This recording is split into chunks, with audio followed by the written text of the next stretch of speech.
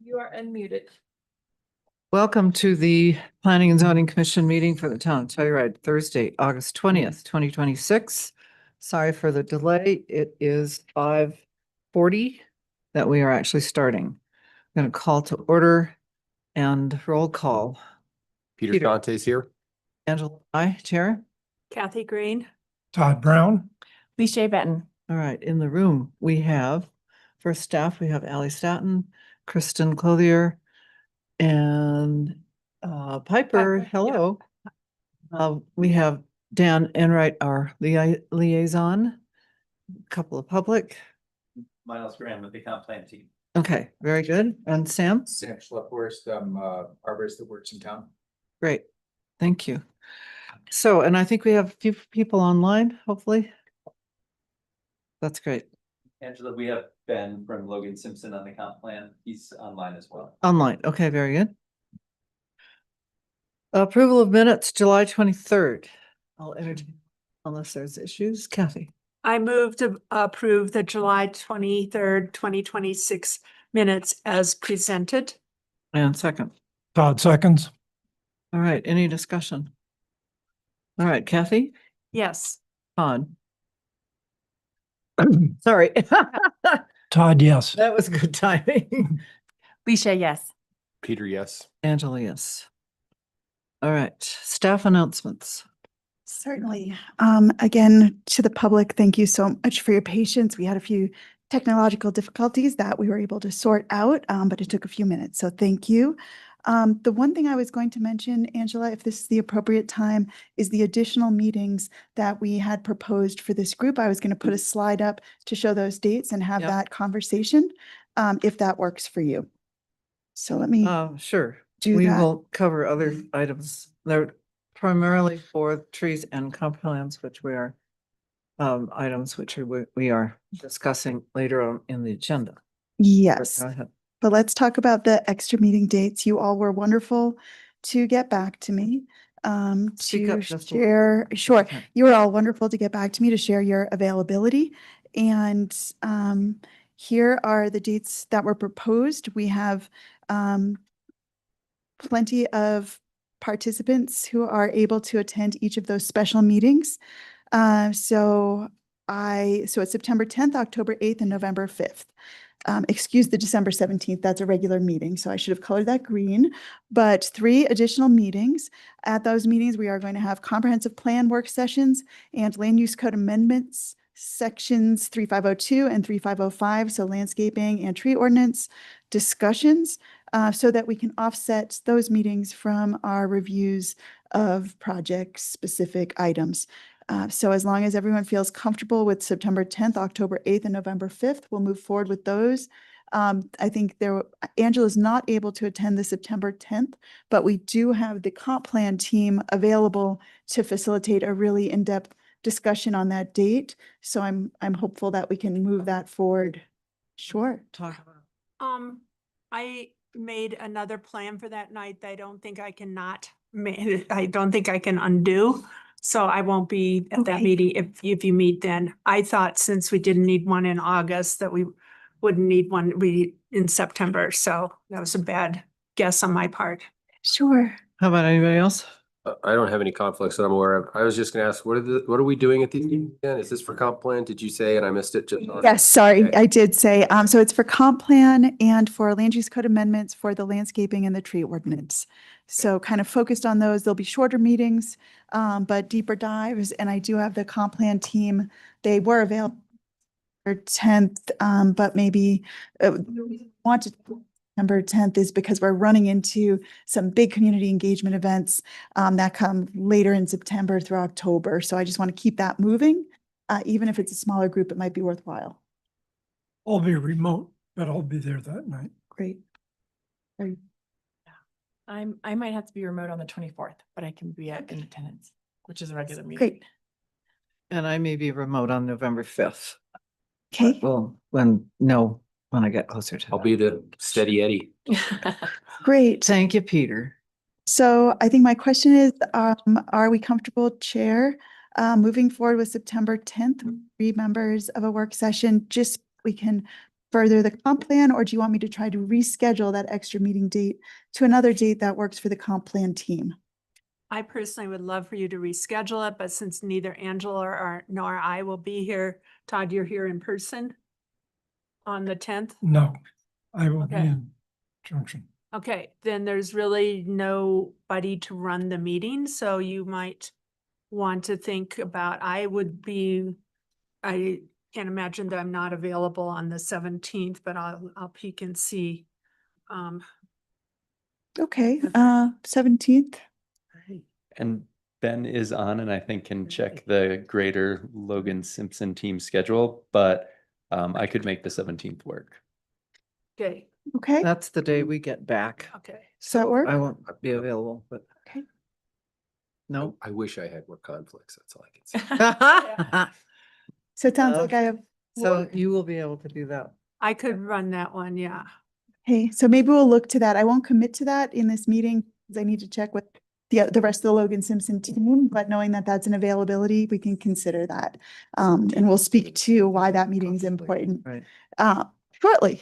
So now we can move on. Angela, I don't have any other updates at this stage. Everything else is tied into the presentations later. Okay. So go to public comment for non-agenda items. Anyone online have a hand up? No hands are raised. Okay, we'll move on. Work session number 1. It is meant to be continued to September 24th, 2026. Now, this is the Telluride School District R1 Employee Housing Work Session. And it's consideration of an application for a work session on proposed new construction for employee housing at the northwest corner of the Telluride Middle High School site pursuant to Land Use Code 5-201.c and an intergovernmental agreement between the town and the school district. They have asked, or we have requested it be continued until the IGA actually gets finished. So I'll entertain a motion to do that. Anyone? Continue? Okay, If I can make a motion to continue and leave it that simple, I'll make that motion. Continue without discussion. I would like to make a motion to continue without discussion until September 24, 2026, September 24th, 2026. P&Z meeting. P&Z meeting. I will Second? second. Okay. Any discussion?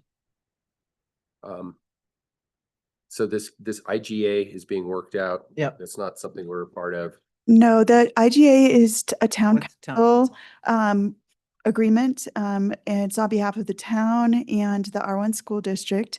It was discussed and moved forward from town council, and the only reason it is not yet signed off on is because their board meeting for the R1 school district isn't until right after this meeting. It's in a few days. And so we just need the timing to be such that the IGA is in place prior to us taking one of the steps within the IGA so that it counts towards their requirements in that IGA. P&Z is going to have the opportunity to make a recommendation. Again, R1 school district, it's a different review process, so that IGA put in place specifically how we're going to review the school affordable housing project. And you will have that review and recommendation opportunity. And then it will go to HARC, and just a slightly different process. It will not go to building permit. That is done through the county, through the school district, different levels. So we only have certain purview, and the IGA spells that out. And as soon as it's signed off on, I will, during my presentation to you next month, go over the IGA, how this process works, and your purview. Yes, great. 100%. Is it your impression we will have the application or the work session material to view before, or? We already have it. So they've already submitted for the work session, et cetera. So it's ready to go. I have already written my staff memo, et cetera. I think there was, it was clarified that it hadn't yet been signed recently, and that's why I needed to push that out to the next meeting, just so that everything's squared up and we're meeting the agreement correctly. Good questions, though, and I'll give a lot of background, and I'll include the IGA in your packet also. Great. Todd? And just for information, I will be recused from that for adjacency Okay. Because of your flooded garage. because of my flooded garage. Is Telluride Lodge also an adjacency? No, No. it's not. Okay, just curious. Just- You're double whammy. Double whammy. Jason. Yeah. Adjacency. Okay. So let's move on the motion here. And Peter, Do I get a, Peter, yes? Kathy, yes. Todd, yes. Misha, yes. Angela, yes. Okay.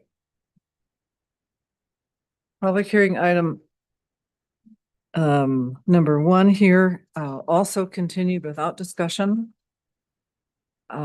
We have continued this several times. This is item number 238 North Pine Street minor subdivision.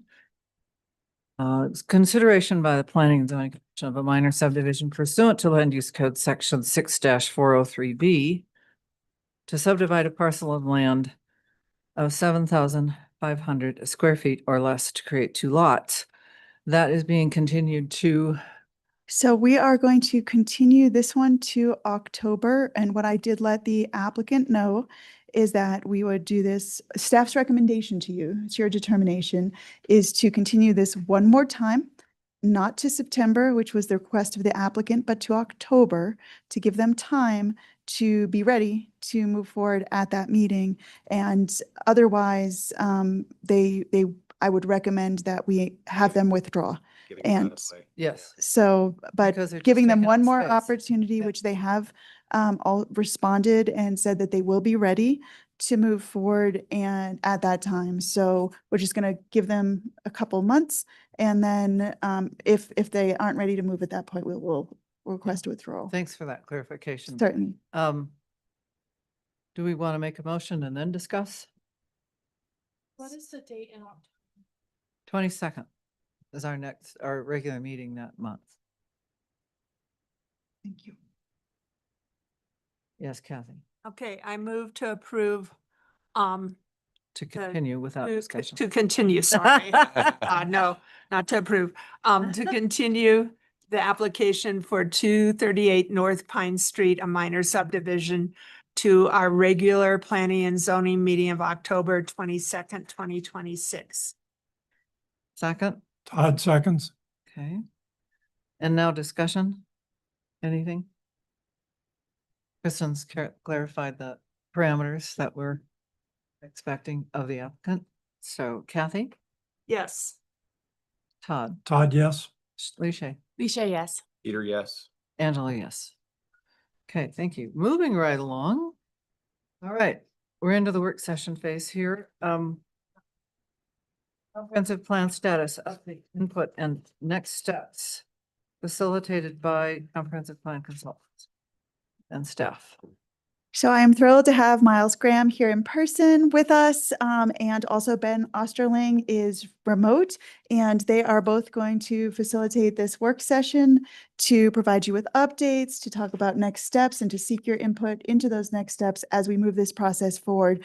I'm very excited. We are in phase 2, and we're just approaching the phase 2 community engagement period of time, which is a month of really intensive community engagement.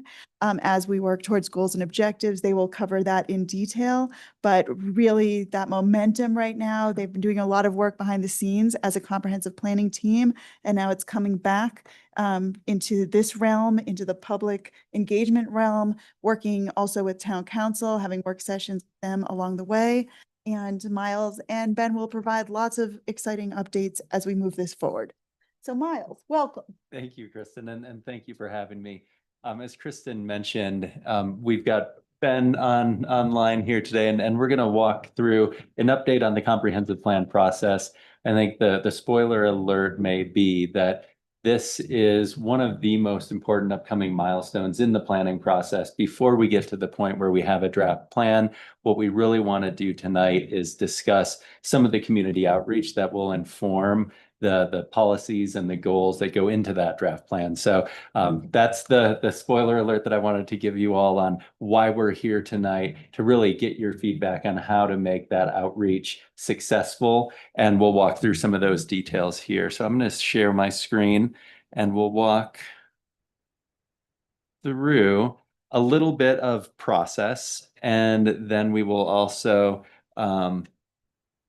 cover how we define the different phases, and then we want to leave most of this time up for discussion. So as we've alluded to, the purpose for tonight is just to make sure that any questions you all have on process, work to date, timeline, that we have those discussions and can get aligned on our next steps so that we're all working together as we enter this important next phase of the plan.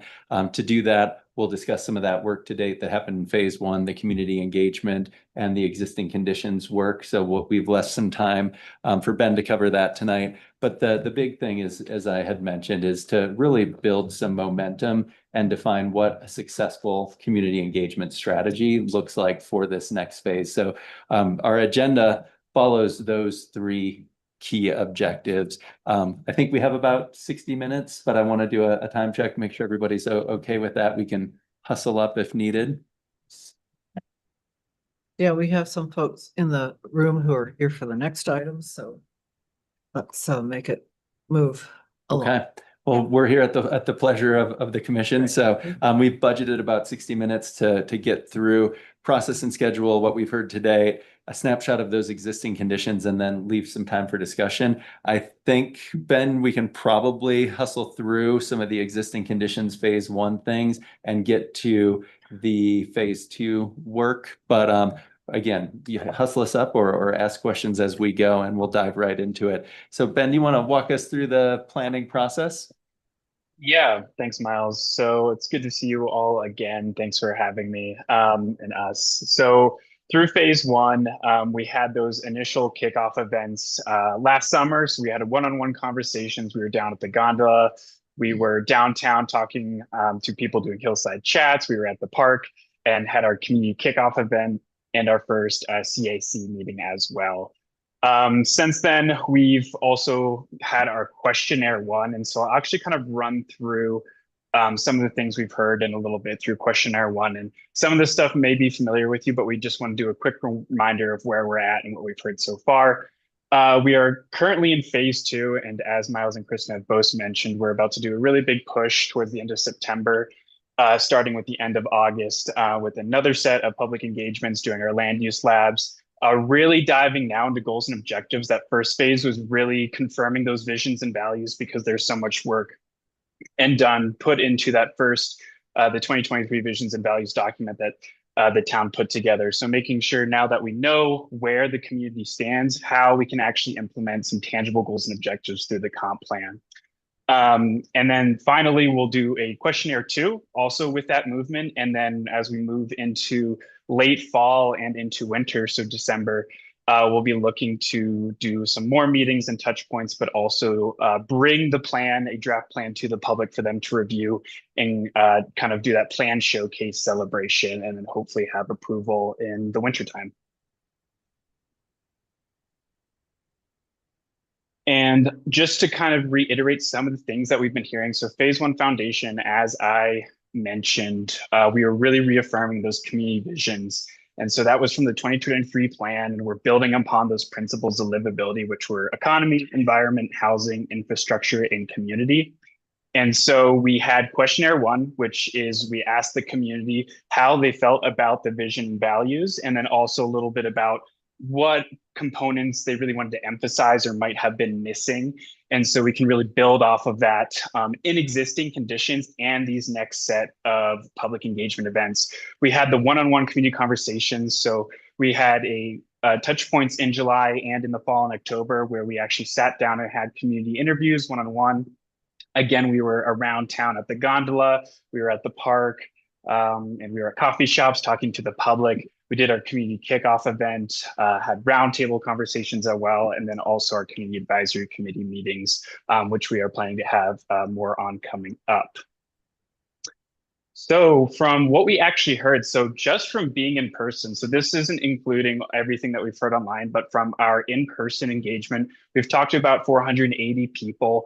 And from those conversations, we found that most people still really feel aligned with that vision, with Telluride's vision statement, coming in about I believe it's 80%, 88%. So a really high number, which is awesome to hear that we don't have to do a lot of work. People are still really bought into that. And people are really finding that of those core values, authenticity and sustainable are kind of those two overarching big components, kind of tying back into those principles of livability as well. And so what we've heard most is housing and affordability, sustainability and the environment, and then community and equity are kind of our biggest things that we've been hearing out from our in-person public engagement. And shifting to what we've been hearing online, we've had 357 responses from questionnaire 1, which is really awesome. This one somewhat applicable, so a little bit different from what we've been hearing from in person, but still a big percentage, still highly applicable for that vision statement. People still resonate and agreeing with that. And then kind of in line with what we've talked about with people in person, housing and affordability, sustainability, the environment, community equity are also those top things that we've been hearing about. But that's not to say we haven't been hearing a lot about transportation infrastructure, recreation and service, arts and events, cultural and identity. And then we just kind of wanted to summarize some of those keywords that we've been hearing about from the community. And so this is a word bubble taken from questionnaire 1 of just those things that people have been commenting on. So hearing about housing, transit, the visitors, community authenticity, kind of the quirky charm of town. So a lot of different identifying words that are coming from that first set of engagement.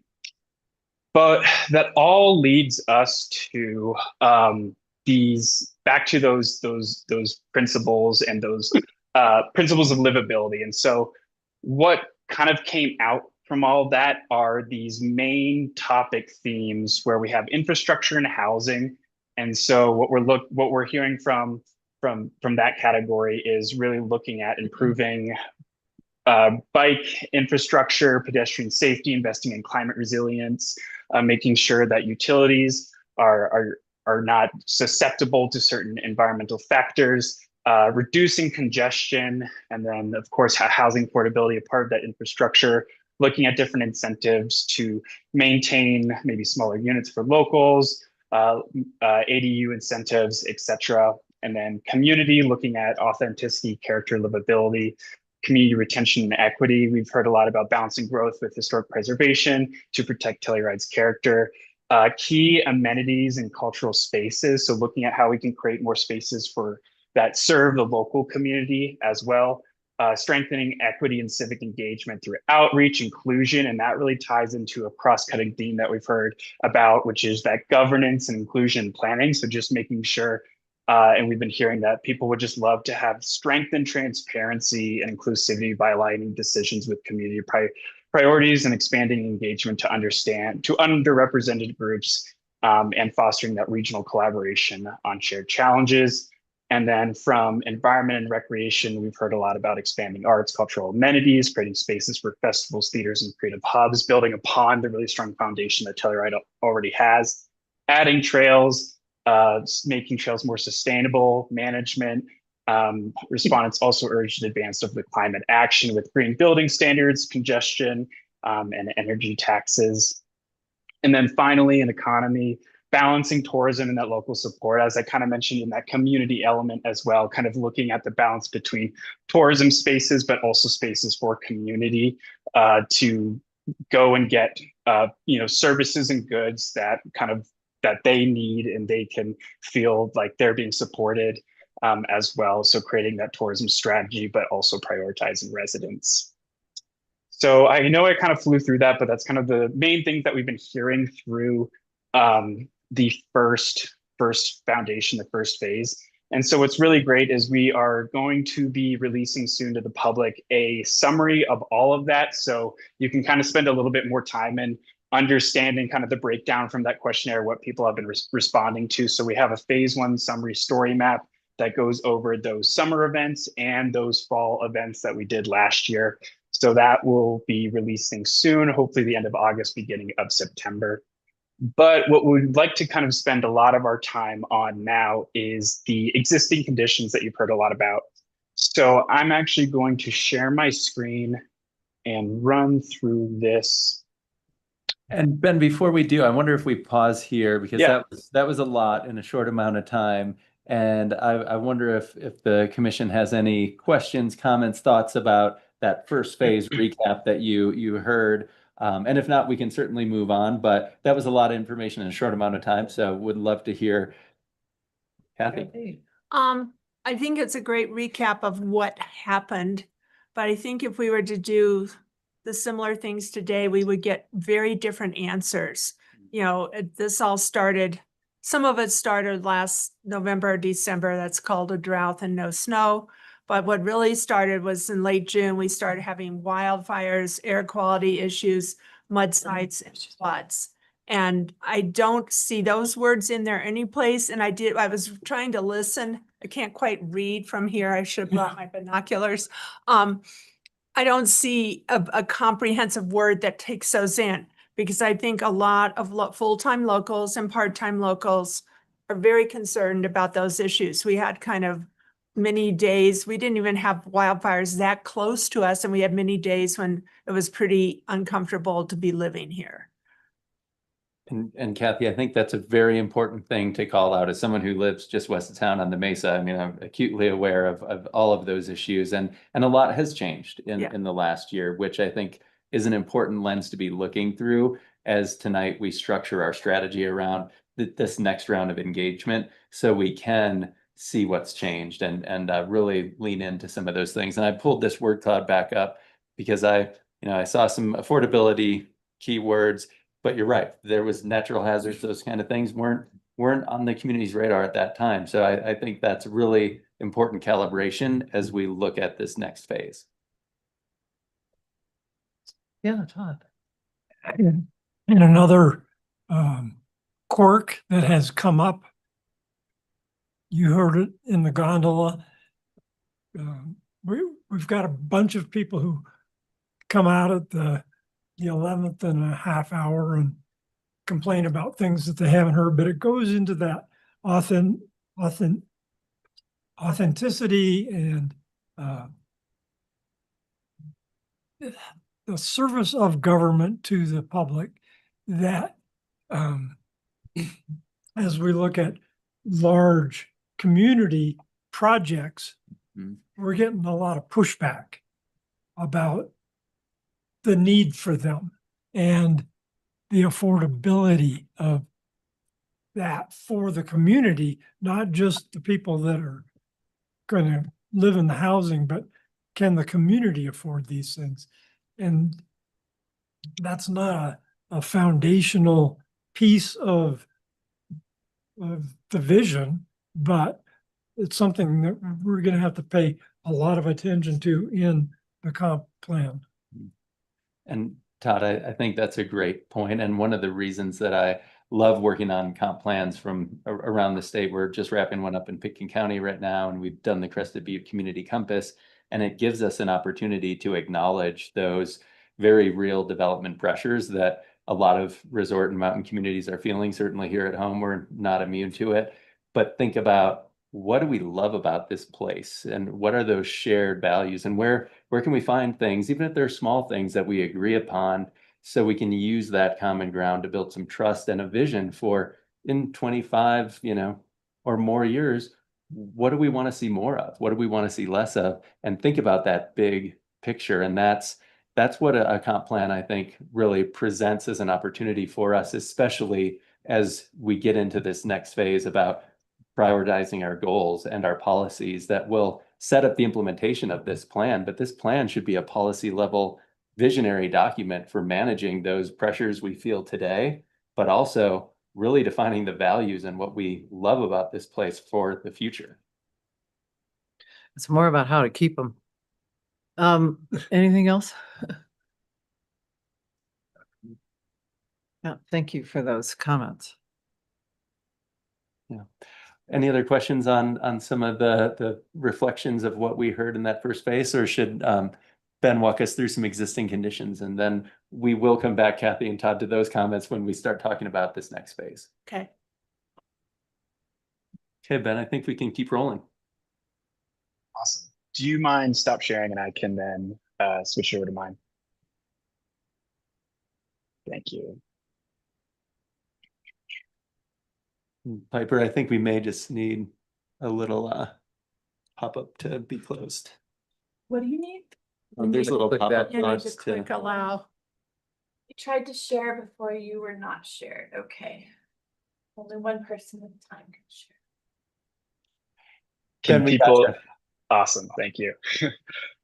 So really excited to present our existing conditions. And I think this is coming at a really important time, as Miles is kind of setting us up for, where we're looking to release this, within the next week, end of August, beginning of September. And so when you all and the public kind of are able to then dive into this, I think it's a really good baseline for all of us to kind of get re-engaged with what are we all talking about when we're looking at the different elements of this comprehensive plan. So community character and people, transportation, mobility, housing, health and well-being, economy, environment, and recreation. And I'm actually going to have a couple of questions for you, which will kind of kick off a little bit more of this conversation that we want to have with you all. Since we're coming to you, we really want to put this in front of you so we can get your feedback for a very particular question. And I'll kind of get into that more when we get to that section and what I kind of mean by that. But with that being said, we have developed this story map, which the intent of it is to be kind of these quick community snapshots of those existing conditions that I just mentioned. So the public can kind of dive in very quickly and tab to a section they're interested in, get a little bit of that baseline information. And so when we start to transition to those public events at the end of September, beginning of October, they can kind of start to feel like they're re-engaging and understanding a little bit maybe more of that data piece or that narrative behind something, so we can then have more in-depth conversations about those goals and policies that are going to be really important, a part of this comprehensive plan.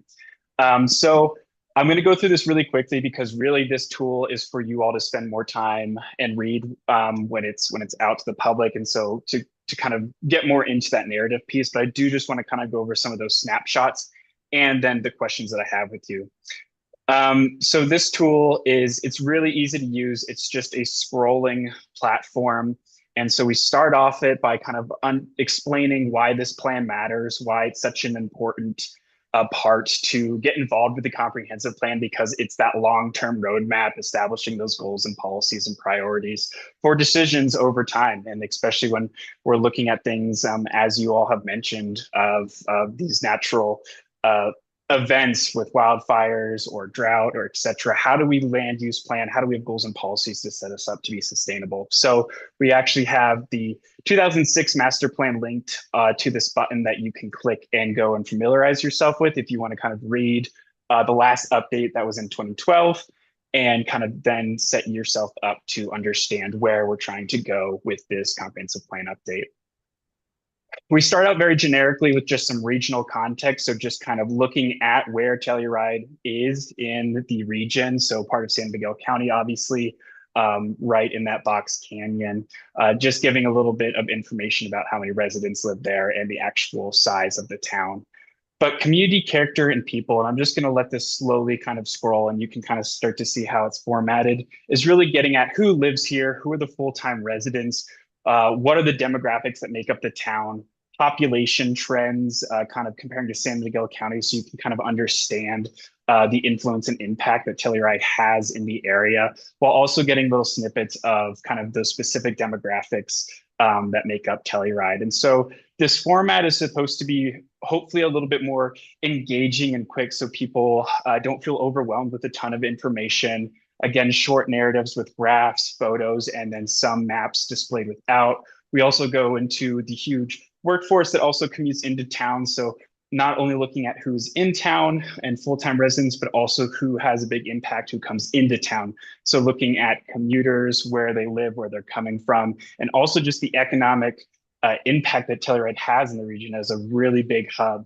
But I would be remiss to not also, we end this section talking about Telluride's historic foundation. And so this is a pretty big section that we really wanted to dedicate to the Telluride's historic foundation, that kind of gives a little bit of history of kind of how it started as that historic mining town and kind of where it's transitioned throughout time. We go into the historic building inventory. So that was last done in 2023, the comprehensive historic and architectural survey. And we describe a little bit about kind of what is a contributing resource, what's a non-contributing resource, kind of dividing up those elements that kind of came with that survey and how important that is. But I think what's really cool is we also tie it back in this section to the 2006 master plan, where major landmark buildings aren't the only piece that makes up, the historic uniqueness of Telluride. It's also those small barns and sheds and those other little things that people might forget about. So I think it's really awesome to kind of remember all those different components that make Telluride so unique through historic preservation and character. So we also kind of have a map there where you can look at those contributing resources from that 2013 survey, which might be familiar to you all as well. But we also just wanted to end this section kind of giving a nod to all that Telluride currently does as well through HARC. So it's not only just a commitment to historic preservation that's maintained through this survey. It's an active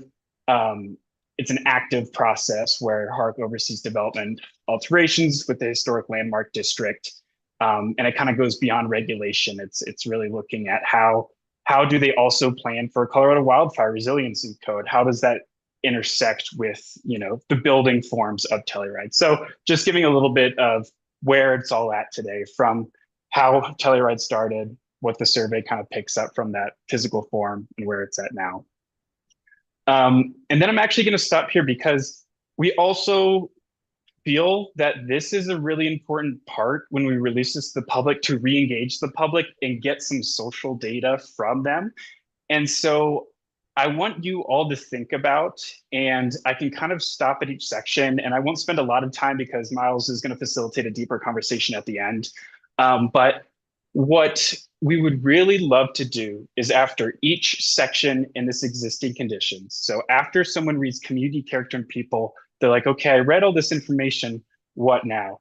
We would love to ask them a question, one question just to keep it simple for now, to get people kind of refocused in, of what would you want someone to put on a map or respond to after they read a section about the community, character, and people that make up Telluride? And to kind of give you an understanding of where, or what I'm getting at, I actually want to pull up another example. So in Breckenridge, and I'll make this quick, we have, we're working on a similar project where we have this scrolling existing condition story map that walks you through these different elements as well. But when the public is done reading a section, we actually have a button and a question. So for this example, it's asking how can Breckenridge achieve its housing and community goals in a way that supports its historic character. So this section went over density, that balance and preservation, not just being a ski town, being more than that. And so people, after they're finished reading that, can actually click a button, and we would love, if this feels right for Telluride, to do a similar thing that brings them to this map that asks them to engage a little bit more intentionally. And so to kind of get some ideas flowing, the pins that we have set up for this one are land use, a land use pin. So room to grow, where do you see land or a building in town that could be put to better use? A housing opportunity, put a pin where Breckenridge could add homes for the people who live and work here. For tourism and economy, a pin for where would you like to see more local businesses, shops, a thing to do all year round. For historic and cultural, we have a pin to protect this place. So someone can put a pin down and say, hey, this is a character that we should hold on to. It could be a historic building, a favorite view, a local business, or something that feels like home. We have a community facilities and recreation. Create a place to gather. So you can put a pin. So where do your neighbors come together? Where do you wish you could? A park, a plaza, a coffee shop, just to get an idea. And then for transportation, where can putting a pin down for where getting around is harder than it should be, an unsafe crossing, a missing or sidewalk, a confusing intersection, etc. And so we kind of walk you through how to leave that pin, and then you can actually, once you read through that section, drop that questions pin somewhere in the town. And so this has been a really popular in Breckenridge, and we thought it would be a great way to kind of get some additional data for the comp plan that we can write to in that's spatial. And so with that being said, if this is something that seems like it would be cool and interactive for the public to start engaging with before our in-person events, my question to you all would be, is there a question for community character and people that you would like to see answered. I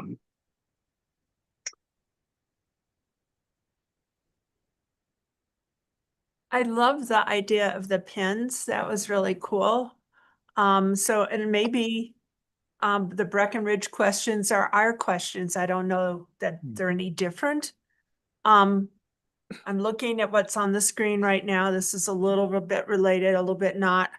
I like the idea of forever Telluride, but it's going to bring up the transfer warehouse, which I kind of feel like is just parked to the side now and should be, because we have some urgent things we need to deal with.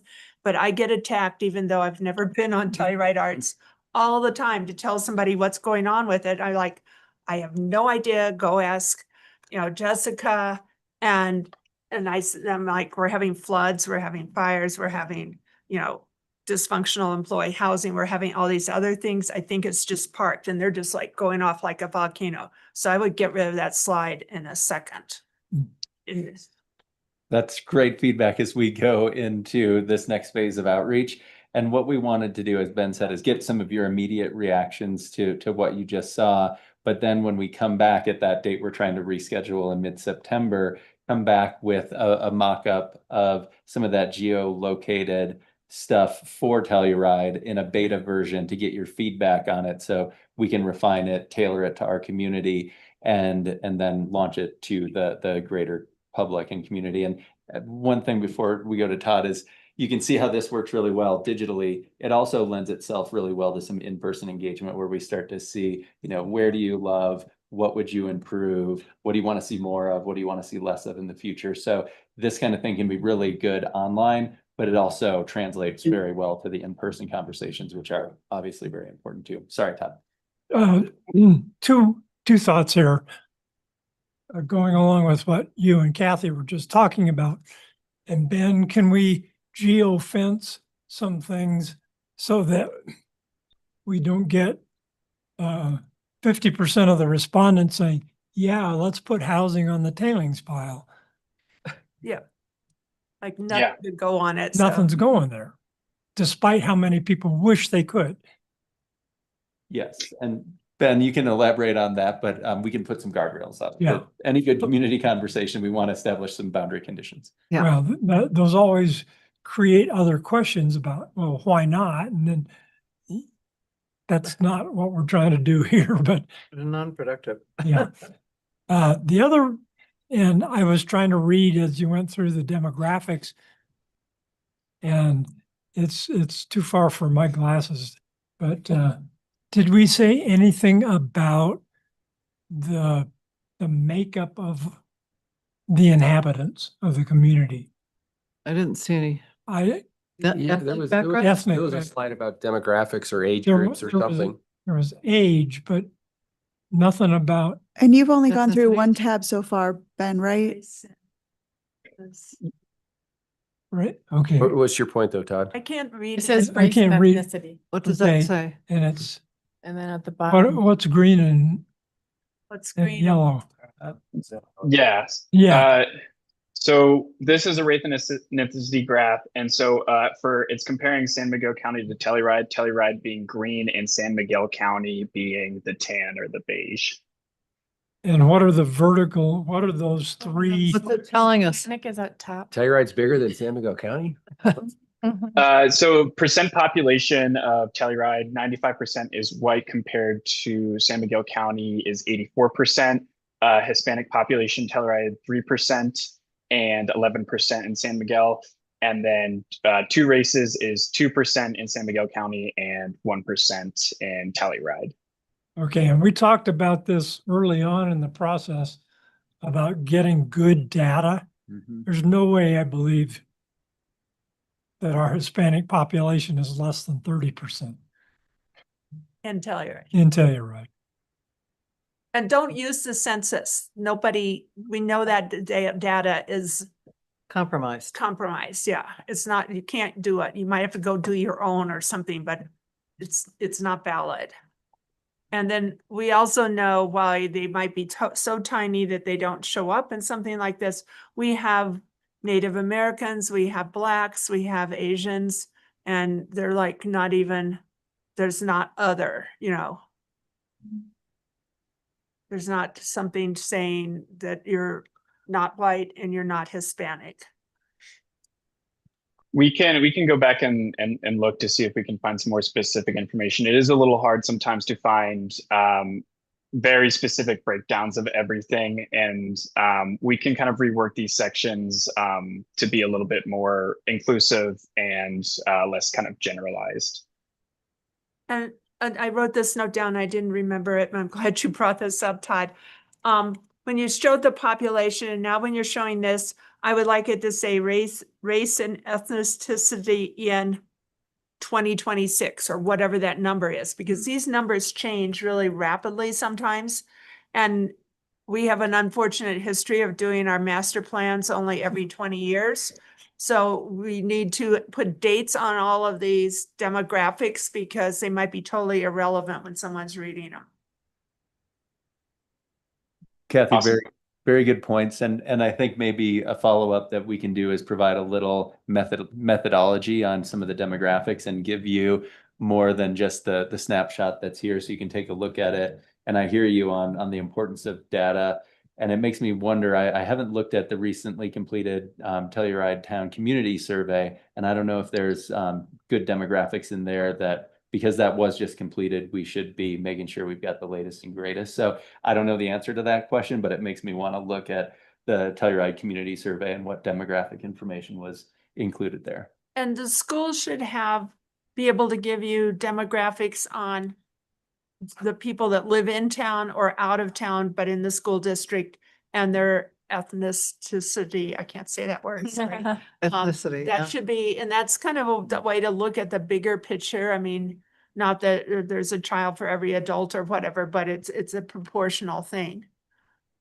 Yeah, getting some data from the R1 district, I Yeah. think would be really helpful. Yeah. Back to the numbers that you've gathered from the original questionnaires. If I calculate that correctly, we have about 480 and plus 357, Mhm. which is 800 some. Is that truly 34% of our population if we're at 2,400? It would, well, Go ahead, Ben. yeah. So if we're looking at individual unique responses, someone that we talked to in person might have also done that questionnaire response, if that's what you're asking. Right. Because I don't think we got 34%. I would be surprised. And Yeah. but my concern is looking forward to your outreach strategies is how can we get better at that? Because that's not enough. Angela, that was, as I was doing some of the back of the napkin math, I got the same numbers and was questioning how many of those folks live in town, how many people live in unincorporated San Miguel County or elsewhere. So I think understanding how we slice and filter some of that data and then set a benchmark on part of tonight's discussion is how do we define success for this next phase? I personally think we can beat that number. Okay, next. Sorry, Ben, I'm setting the bar high. No, that's great. And to this, to the point, and to be respectful of everyone's time, I might go through. I'll kind of ask. We can kind of tie in questions we might want to ask through. I guess. Let me back up. Two things is there will be a questionnaire too for this phase, as you just mentioned, and so we want to be really specific and tailor that and try to get that to as many people as possible, as well as the public engagement that we are going to do. But supplemental to both of those things. We do want this to kind of be that appetizer to public engagement to get some spatial data that is from the public. And so those questions that I kind of asked of what would be interesting to hear about from the public after each of these sections, not each section necessarily needs to have a question attached to it, but I'll just leave those maybe to the end where we can look at those key categories so I can kind of get through all of this and then we can really go to our conversation that Miles will also facilitate. So moving ahead for transportation and mobility, we kind of open up that, Telluride's transportation network allows most people to get through their day without the use of a car, which is really unique to the town. The town's compact layout and investment in multimodal infrastructure has produced travel patterns that stand out compared to most Colorado communities. And so when looking at moving around town, for people that live in Telluride, 44% of people walk to work. And a lot of people, when you're looking at the percentages compared to people driving, it really is amazing how much it outweighs, from people who work from home to biking to carpooling to walking. So I think it's really cool to emphasize that point. And then we move into regional connectivity. So looking at the smart transit system and kind of getting at an understanding of who is commuting into town, the frequency of stops. Maybe there's some regional gaps of how often people can get on a bus to get into Telluride if they work. And then also looking at safety on the road. And what I thought was really interesting actually is from CDOT looking at crash data for Telluride, it's gone down significantly over the past couple of years. So that was kind of an interesting point that stood out to me.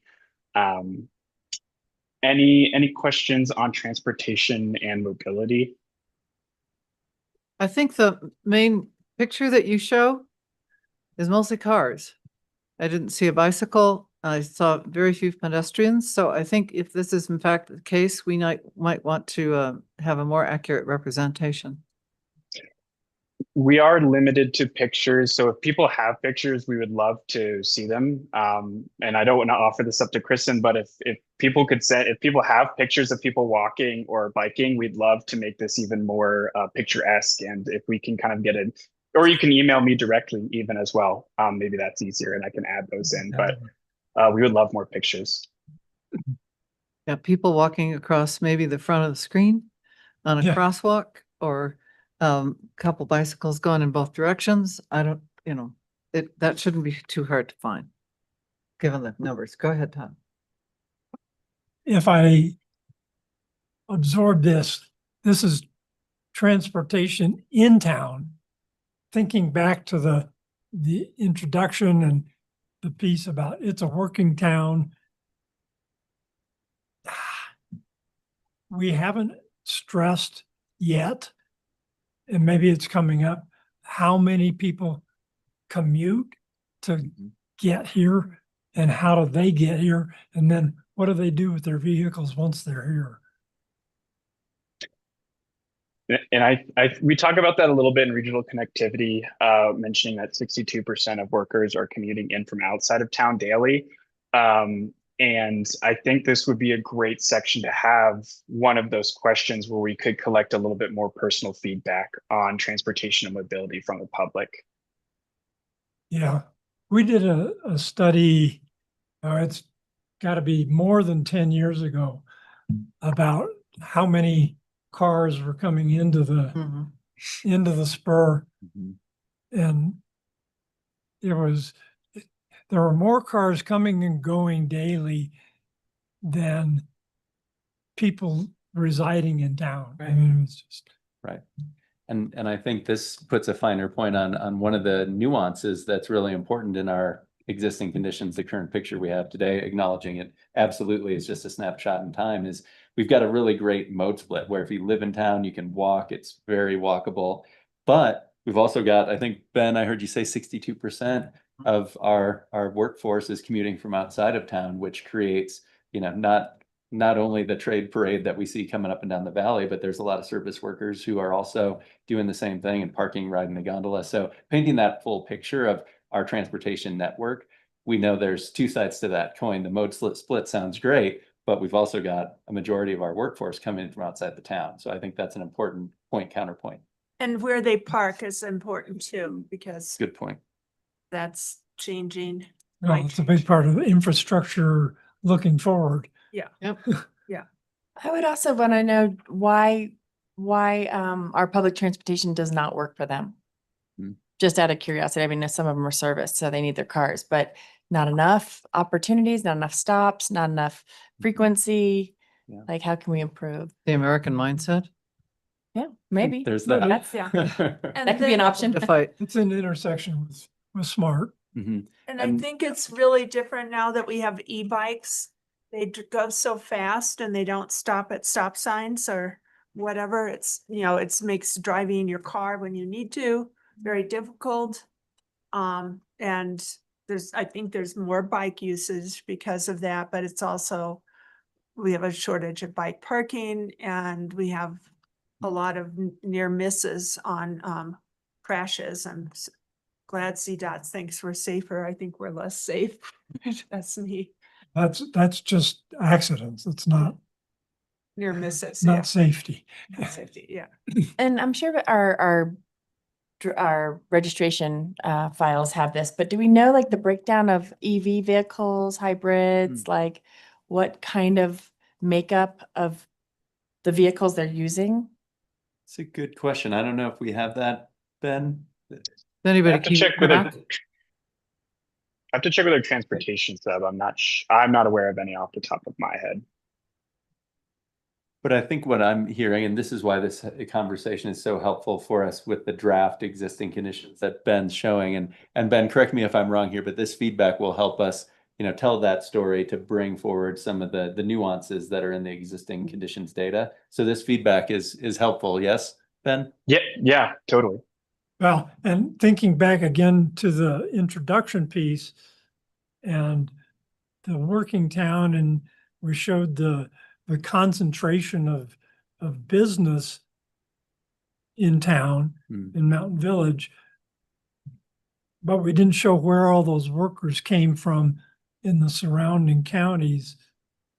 I thought Breckenridge, what you were flipping through, might have looked at that. I know we've heard about it, like Durango. 82% of downtown workers come from Bayfield. Mhm. Wow. And it's just, You're right. Yeah. and they wonder why the road's a mess. And yeah, keep going. Okay, this is jumping a little bit. I've wanted this every year since the 1986 master plan. It was amazing to me to find out then that we owned 2.4 vehicles or something like that per person, motorized vehicles in the town of Telluride. I think we need to know if that's still the case or how many it is, because that should affect our parking requirements for new development. Those vehicles have to go someplace, Mhm. Even if it's a motorcycle, they still have to go. But I mean, what I learned in 1986 is we were motorhead environmentalists. And I would like to see if we still are, or if we're Per worse. resident? What? Per residence or person? Per person. Really? Yeah. That was- Well, It's it was, ridiculous. it was a little different because everyone had their firewood vehicle. You had your driving to Montrose or road trip vehicle, and you had your going, if you were in construction work vehicle, then you had your cube car that, Yeah. yeah, so I mean, you Per could person, easily oh, add wow. up to 4 vehicles. We had a lot of empty land, then you just Yeah, parked yeah, on the okay. vacant lots. But I bet that's changed. I don't know if it's changed or not. I don't know, 2.5 per person. I know, it was amazing. It was Why? over 2 per person. So I've never been able to get that number to come back, and I'm really interested in it. Okay, well, I mean, these types of detailed questions too, I don't want to overpromise and underdeliver. So I Right. think what we want to do is present this as a draft form tonight and get your feedback. Everything we've heard will help us refine it. But as you have additional, more specific questions or data points, it would be really helpful to channel those to the team so we can get them to, as Ben said, to our transportation subcontractor who can see what data is available. I think a lot of it comes from SMART. We know, I don't have the number on the top of my head, but a significant portion of SMART's operating budget is spent on service outside of the SMART district boundary, which is an exact overlay of the R1 school district, with the service to Montrose and Ridgeway now, the service to Norwood, those regional traffic patterns. Rico. That's knowable. Rico, exactly. And that is in the They're R1 just district, adding, but yep. it's, yep. So that stuff is knowable, and we can bring it in and share it with you. So we paint that full picture of the current state, so that as we move into this next phase, we can start to think about what do we want our future to look like based on the data and how it's changed over time. Kathy, you make a great point. The 1986 number, I hope that's changed, but we It should find out. happened. Well, and this is not an indictment of anything you've done, but you can see where we're trying to anticipate what needs to go in the comprehensive plan Mhm. so that we're meeting those needs, not just tomorrow, but 10 and 20 years down the road. And I think that's such an important point. And one conundrum we see in a lot of planning processes is, what is the problem we're trying to solve? How does that data help us inform, parking minimums and things like that? How can we be making data informed but values driven decisions about the policy direction we want town to go in? And that's what the comp plan should be doing. And then that informs what's the implementation and the code work that follows to really set the parameters for that vision that we want. And so understanding what's the problem we're trying to solve, how can data help us solve it, is a really helpful way to make sure we're not chasing our tails for more and more data, but connecting it to an outcome and keeping the focus on the outcomes. Does that make sense? It does. And it just struck me, Lishay, we're a town with a lot of trailers Yeah. That counts and against- they don't show as vehicles. Ah, interesting, yeah. Yeah, maybe they did in 86, I don't remember, but the people that did that, they're still around. Chris Karras and Melanie Reese, she doesn't live very far away from us. Yeah. Yeah, well, I know my trailer's registered with the county, so Yeah. they know. Registered, but Yeah. is that what gets pulled for vehicular information? Yeah. And Ben, that's probably a question we need to bring back to the team, or do you know? No, back to the team, but I think also like with some of these questions, I think this is also great framing as you're talking about to how we transition to plan development. Do we need to find these metrics to kind of also just reference, away from existing conditions and into how we're moving into the future? And I know that's like, these are important baselines for us to know, but I think this is also great that like, there's also with some of these that we try to go track down, that they kind of help us start to just pivot and put these in the plan development as we move away from existing conditions as well. And I think too, in the interest of time, I just want to do a check with the commission. I mean, we've got, transportation, that's a big topic. Housing, no smaller. Health and well-being, economy. I mean, we could be here all night going through these line by line. I want to maybe check with the team on the most efficient way to go through this. Would it be to share a draft with the team so that you all have time to sit with it? Yeah, I provide some can't read a comments? thing, man. Yeah. Yeah. It would be, And I think that was the intention, is you're presenting this high level today. We're coming back now on September 17th, quite likely, not the 10th. But between now and then, you will get a packet that is this whole section, ability to look at it. It'll either be live or PDF, however we produce that for you. And then also the same with the survey, number 2. Here's some sample questions. You'll be giving some input this evening. You'll give a lot more input at the next meeting and to prep for that. So this is kind of the warm up to that next work session. So. Yeah, Yeah. exactly. Let's go through the other ones pretty quickly, Ben, just to give a flavor of what the framework looks like. And then I want to make sure we can take your temperature. So when we come back at our next meeting, we've got some draft questionnaires for you that reflect your feedback and also a good vision for what the outreach strategy looks like. So Ben, does that work to hustle through these next pieces? Yeah, and I think I'm not going to stop. I'm just going to kind of go through them quickly. And then to all your points, I think that would be great to get your feedback, get you a copy in person or online. And then also we can think about those questions for each section where applicable, or give you time to actually kind of simmer on those. Yeah, awesome. So for housing, obviously a big section.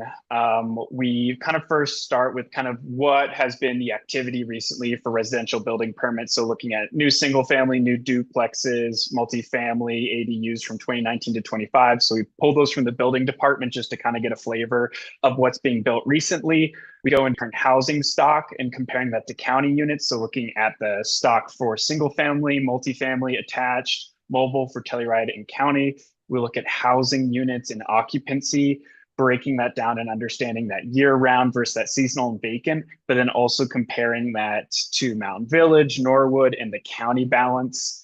And that's all coming from the San Miguel Regional Housing Needs Assessment.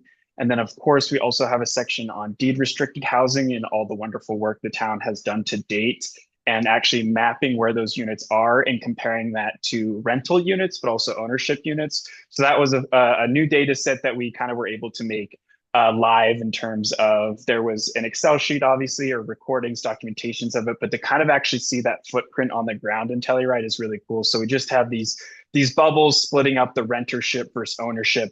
Yellow being those deed restricted units for rentals, and smaller green dots. You can zoom into and kind of see general ownership as well. And from housing, we go into health and well-being.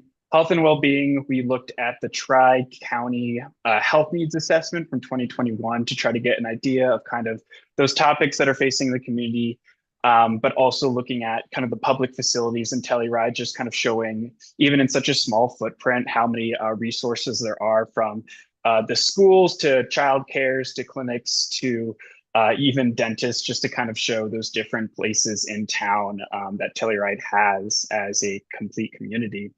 And then for economy, a big part of this is obviously looking at tourism, skiing, historic character, stunning scenery, the festivals. We take a look at travel spending, earnings, local taxes, kind of state taxes, comparing those all across the years to kind of get an idea of those economic impacts of travel. We look at the regional economic system and kind of how Telluride, that again, kind of linking back in that workforce and showing just kind of how many jobs are kind of tucked into the eastern side of San Miguel County. We look at business license breakdown by location and ownership type. So just getting an idea of who's kind of operating in town, what are those main businesses, and if they're licensed inside Telluride or outside. The STR economy, looking at occupancy rate and average daily rate for STRs, looking at where those are, an active business license. And then we also reference what the community wants for the economy, which was taken from the Telluride Community Survey from 2025. So also looking at kind of those topics of developing community-focused events, improving community infrastructure, better transportation options, enhancing streetscapes. So we can take another look at that and kind of weave in some of those big ideas to those previous sections. And then looking ahead, some of the growth projections for San Miguel County of what is the labor force, population, and households, what is predicted to kind of come in later. And then we kind of we round out existing conditions with the environment and recreation, looking at how the land is used from surrounding open space, USFS land, looking at the parks and recreation in town, all the resources, referencing climate action. So we reference some of the elements from the 2022 Climate Action Plan, building on the greenhouse gas emissions, and how there's a goal to be carbon neutral by 2040, looking at, of course, natural hazards and sensitive lands in the area as well. So getting a little bit of that piece that you mentioned, Kathy, and then Telluride's trail network and regional connections as well. And then showing a little bit of that data that shows how all the trails kind of connect in and out of town, trailheads, and some of more of those recreation pieces. So sorry, I know I kind of split through those last few sections really quickly, but hopefully this is getting the gears turning. And once you actually have the copy in front of you to review, we can get some more of those specific comments back and address them. And then also kind of, again, think about those questions to ask the public. But with that, I'll stop sharing my screen. And Miles, I'll let you share again so we can get into the other part of the discussion. Yeah, so as Ben said, we'll be following up with you all on that so you can provide us some detailed feedback. What we want to do in the time remaining is plant the seed on what we're going to be going into in the next couple months so that we can work very closely with P&Z and with council to develop an outreach strategy for September and October so that we can do a boatload of outreach before we start losing folks for the off season and really set ourselves up to understand community values, community visions, what's changed since phase one so that we're prioritizing goals and informing policies that folks are going to see in that draft plan. So it comes in a few pieces. What you saw on the locational opportunities that we talked about tonight, but there will also be a regular survey. And when we come back to you in mid-September, we want to have a draft of that survey that we can include in your packet so you have time to think about it beforehand and then give us your feedback to it so we can refine it before we launch it out for the broader community. There's going to be more focus groups like we did in the first phase, the land use opportunity labs. Ben, can you add a little color into what those look like? Yeah, so the land use opportunity labs will be really looking at the land use component of this plan. And so that will be really looking at the high level ideas of where people want to see certain things in Telluride. And so as a reminder, land use is not regulatory. It's just kind of that high level vision for the community. So looking at where places should stay conserved, where maybe some flex spaces could go, some of those elements. And so that will overlay zoning, but we really want to kind of be able to take goals and policies from this plan and where applicable, kind of put those as a spatial fabric for land use as you see in many other comprehensive plans. So that will just be kind of getting really big maps in front of the public and having people kind of mark potential opportunities for a number of those different elements from housing to community spaces to preservation, historic character, et cetera. Thanks, Ben. And we'll certainly be reconvening our community advisory committee as well. But yeah, Peter. I was curious. I think the last time we looked at the maps many months ago, there was discussion and we had colored markers or whatever we were putting dots on. But I was left with a question then what the purpose of the trail map should be, which had to do with whether it was a good idea to put a map out that shows where every trail is versus being more selective or just flagging primary things and labeling less. And I was left with that. And I still could ask the same question, how the community or how people have thought about that or come to some mental resolution on how to put something out. You want to speak to that, or would you like me to? Kristen, you're more than welcome to. I don't have a great line of sight into it, so I defer to Ben or Kristen. Sure. So in hearing the discussions here, speaking with my colleagues as well, and really thinking through this, what we're not trying to do with the comp plan is produce the trail map for the town.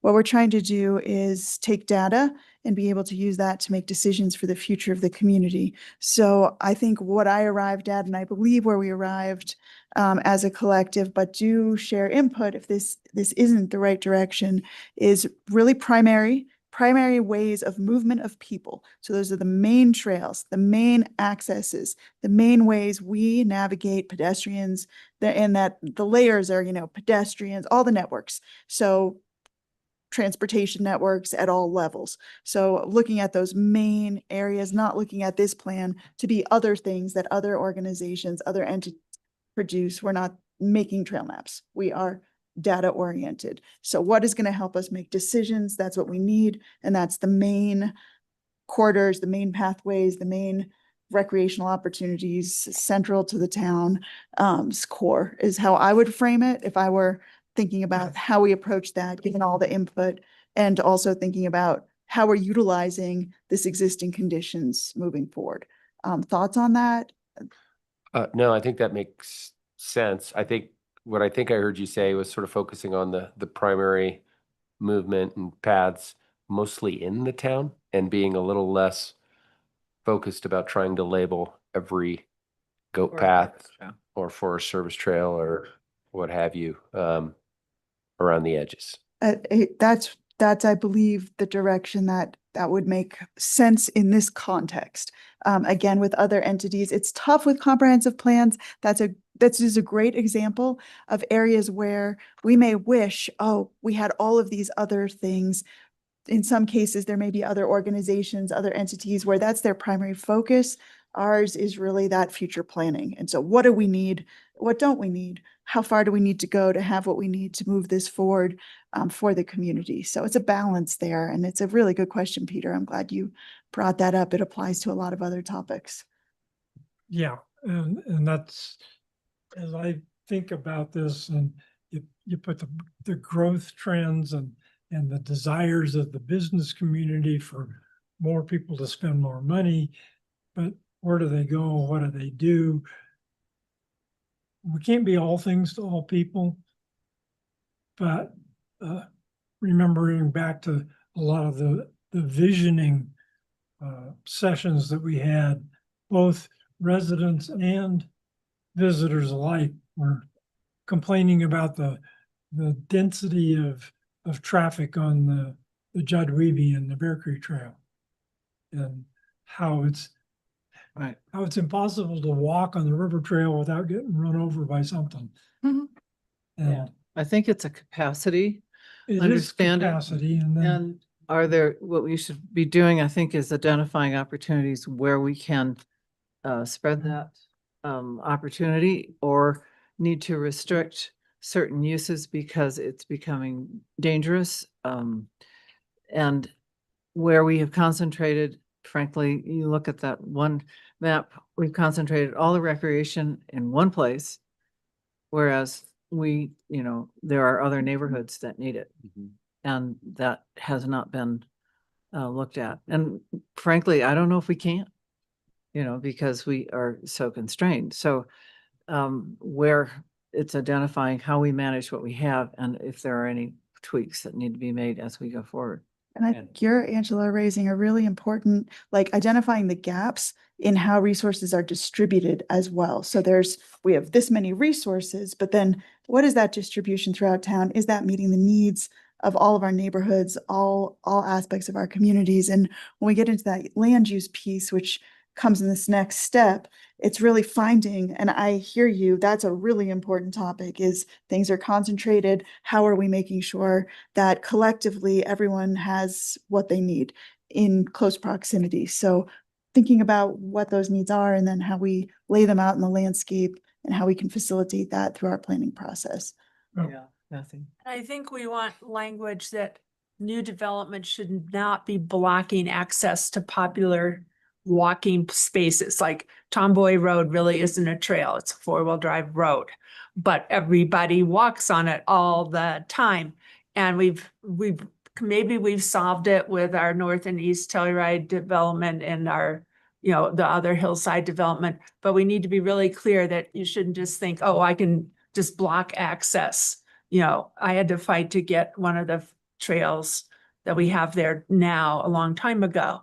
And so, I mean, that's the language I want to see, is that we want multiple access points. Everybody should not have to walk over to Oak Street and then turn and walk up Tomboy Road. That's not what we want.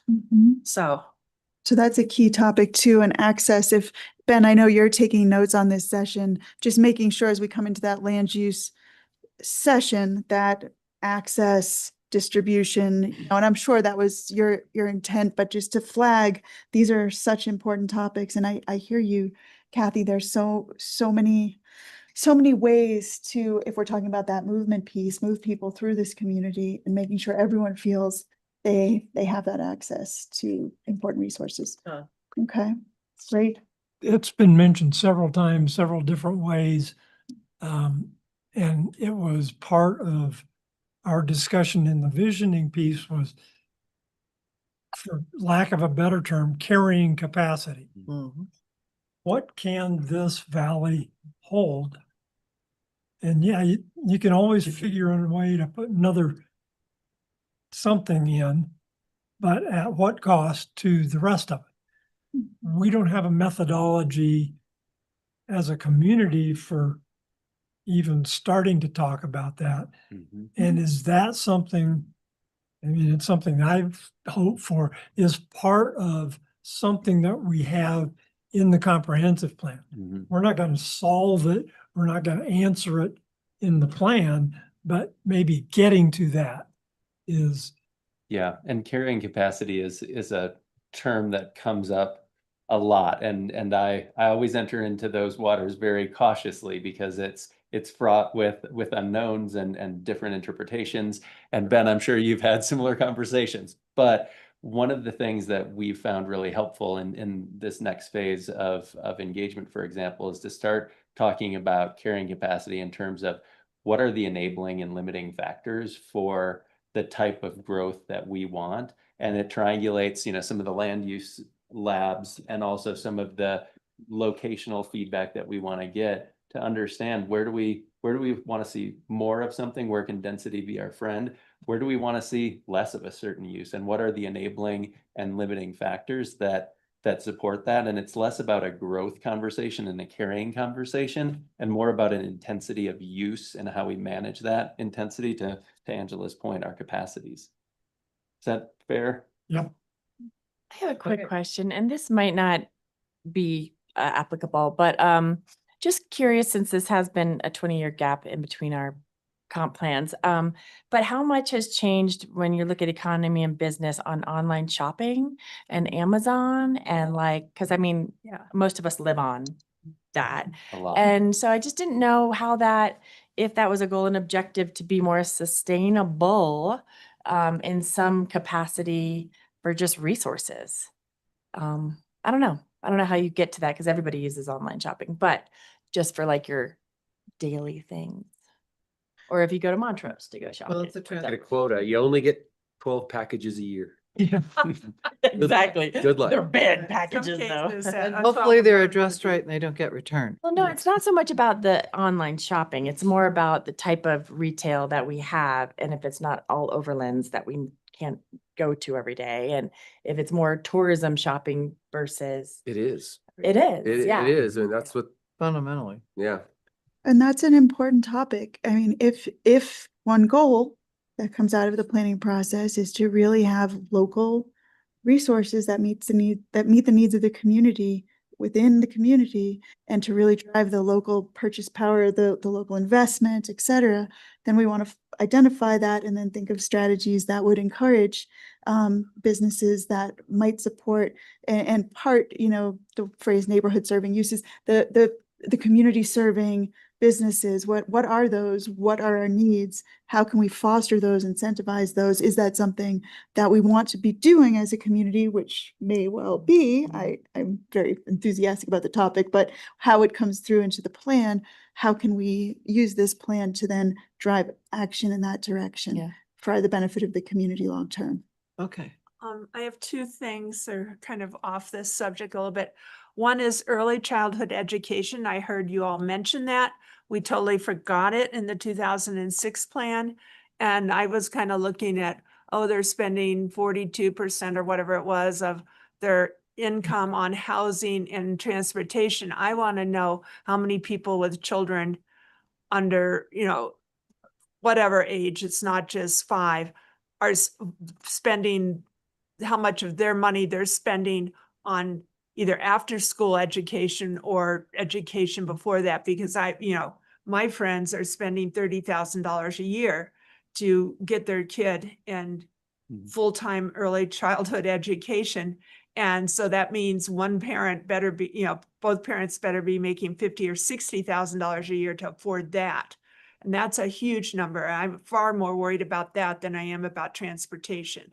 Yeah, and I think where this is helping bring the topics of focus into perspective for what needs to be in the draft plan. This feedback is super helpful to be identifying those priorities that we need to carve out space for policy guidance in the plan. So whether it's our community spaces and everything Kristen said on how we incentivize those community serving businesses, childcare, health and education, it's the community health and economy piece of it. This informs what are the chapters that we need to have in the draft plan and how are those policies going to address these wants. And then two more things. Tri-County Health has changed their name to Thrive. And somebody can tell you the rest of the words. But that's the language we should be using. And so, you guys might not be plugged in enough to know that. We're all just learning that. Then the other thing is our off season starts in the middle of October when the gondola shuts, and it doesn't really end to the middle of December when everything starts to open for Christmas. It doesn't start at Thanksgiving. No. School's out for a week at Thanksgiving. Everybody jumps in their cars and goes somewhere. Half of the years in the last 10 years, the ski area has not been able to open for Thanksgiving. So I do not want to see a single community-oriented meeting during that time. The people that are here have Christmas deadlines to deliver on, whether it's construction or whether it's getting units ready to occupy or whatever. They don't have time for a meeting. The people that are here are working really hard and don't have time for the meeting. The people that have time are gone. So if that slows down the final product, fine, but I don't want to see any data or any meetings during our off season. Kathy, I think that's a great transition to the timing for our next outreach block and why we're going to be wrapping it up by Halloween, because we know that. No, it's 2 weeks too late. We'll work with you to be flexible. We want to have a tail on some of our outreach so we can ramp up and taper down and make sure that we make the most out of opportunities, because we're acutely aware of the off season, and the gondola is a proxy for our off season. And knowing that as we're looking to draft plan, you know, there's going to be an opportunity in December when people start coming back into town to start with that ramping up again of some of that outreach, so that we've got a ramp up, an outreach block, and then a tail. And we'll absolutely work with council and with P&Z to define that outreach strategy. And I think it's a great transition into kind of wrapping up our conversation today. I know we went a little longer on existing conditions, so we may have some homework questions that you could give us some answers to depending on time. But the flight plan here is, you know, we initiated the prep for this next phase with council on the 11th. Obviously, tonight we're here to talk about those existing conditions, begin to frame the strategy for this next phase of outreach. We're going to be going to council on September 1st to have a discussion about outreach planning as well. So we're keeping input from P&Z and from council informed on how we develop that plan. We had in here initially, I was making some edits as we flew through it. September 10th was the date we were looking at. It could be September 17th. I think this discussion highlights the importance of having some dedicated time with you all to really discuss this project. So the commitment I will make, and Ben can try to virtually kick me under the table, is let's find a time that works for you and for Kristen and staff, and we will make sure we can be there, because this conversation just dipped the toe in the water, as we've seen tonight, on how important this next few months is going to be. So when we get a date for that, we'll come prepared with the community questionnaire, with an outreach plan informed by some of the things we're going to look at in a second, so that we can get your feedback on it and that we can get your partnership in getting to the community. We know the only rule of community engagement is one size does not fit all. We cannot do just the one thing and expect to have a productive community conversation that gets more than the 800 responses we have in the first phase. So we want to work with you, with council, and our community partners to develop a plan that gets to all of our community. And as Todd mentioned, there's a lot of big projects that are happening right now, and there's a lot of community energy on those projects. I would like to see, if we're having a conversation about a big project that's near term, we should have a station for the comp plan there, so we can be balancing our near-term development pressures and opportunities with our long-term vision. And so I think there's a lot of opportunities to integrate some of these conversations and make sure that we really do get to the cause of what's changed and where some of our opportunities are for the future. So we're going to be coming back to you mid-September with that. And then by the end of September, we would like to launch that community engagement week that really kicks off, you know, a month-long outreach. And that's going to have the surveys, more conversations with you all, and really a month-long campaign of outreach, so that we can, by the time Halloween rolls around, you know, have gotten a lot of community input that we can show. Not only did we reach X number of people, but here is what we've heard, and here is how it is informing the actual plan that you're going to see later this year. So I think that's critical, is to make sure we're drawing that connection to all of the questions we're asking, that we know what they're designed to solve for in our policy. And so I will emphasize that the timing is not good. okay. I've said exactly the same thing to Kristen about the off-season situation. So I think you need to put your heads together and think about this a little bit more, so that we get some real meaningful participation. I want to sort of mention one thing we are envisioning, and maybe you're going to cover this. I might be speaking over you, Miles, No, go but ahead. we are talking about the in-person engagement, hybrid opportunities, but also 100% virtual engagement opportunities, not presentations, but breakout sessions, and really being able to bring stakeholders together who are not physically here, who want to engage in the timeline that we are moving forward in, so that, you know, you can come in person. Oftentimes we do in person, but hybrid, but then it's hard for those who are hybrid to really engage. So having 100% virtual engagement sessions, and then breaking people out, and then Sometimes it's facilitating organized in discussions. some ways. What's that? sometimes it's more organized, Yes. can be more organized than it's messier to be in person. It's important to be in person, but if we need to do more of that kind of outreach, I think maybe that's something you should consider. And that Okay. is something being. I think a lot of people are traveling during that time and we're not going to get one word from them. They're not going to be where they can do Zoom or want to do Zoom or the times match up. And some of the people we want to reach are not going to be comfortable with Zoom. So I really think we should, we might have to start this after the first of the year when we're back in real Telluride mode. And we have all the different kinds of workers here in our community and all the different kinds of full-time and part-time residents here in our community because it's on season. I That hear would be you. my choice and my recommendation. I mean, I've only done a few master plans in this town because we do them so rarely. So I think one question just to make sure maybe there's a balance here, and I'm trying to find that balance.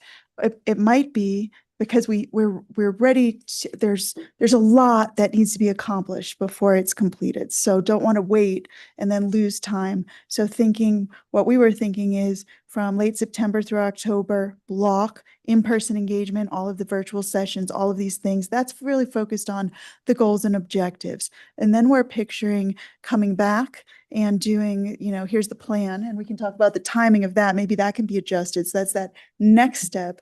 Then after we look at the draft plan, we'll have the plan. And then that goes through a whole entire other public process. And that's January and February when we will be doing the engagement with town council after it goes through P&Z, lots of public meetings and engagement at that stage, input, and then revisions. So I think it's quite an attenuated engagement piece that we're just trying to kick off that next round now and keep it moving. So maybe there's a balance in there that incorporates that feedback, the virtual piece, and then makes sure, just know there'll be a lot of public engagement January and February. Is that feeling like a good time frame? Yeah, but what will happen is when everyone sees the final draft, because they weren't paying attention They'll have input. previously, we're gonna have a commotion. We're expecting Just lots like of we did input. over the Oval. Mm, It was Yeah. approved 5 years ago and we're building something very different, which is probably a good thing. Mhm. But it'll just be the usual explosion. So as long as we go in eyes wide open, that's what's gonna happen and everyone's listening on Kodo because it should be kind of fun. Yeah. I think that's a really good point. And when we build in the schedule for that big, like here we have a plan, that big round of engagement and public meetings, making sure we attenuate that so that we have enough time. We're not I sitting think on you're it. being optimistic. John. Yes. Yeah, Okay. well, That's okay. So maybe we need to be a little more realistic. I hear you. I definitely, and we will talk about that. and just reading key partnerships. One of the key partners that we need to get in here Mhm. are the naysayers. What do they call themselves now? Living Telluride or something like that? Livable or something. Livable Yeah. Telluride. Mhm. They won't respond. They'll show up to complain about but if we And not push at necessarily them. with solutions.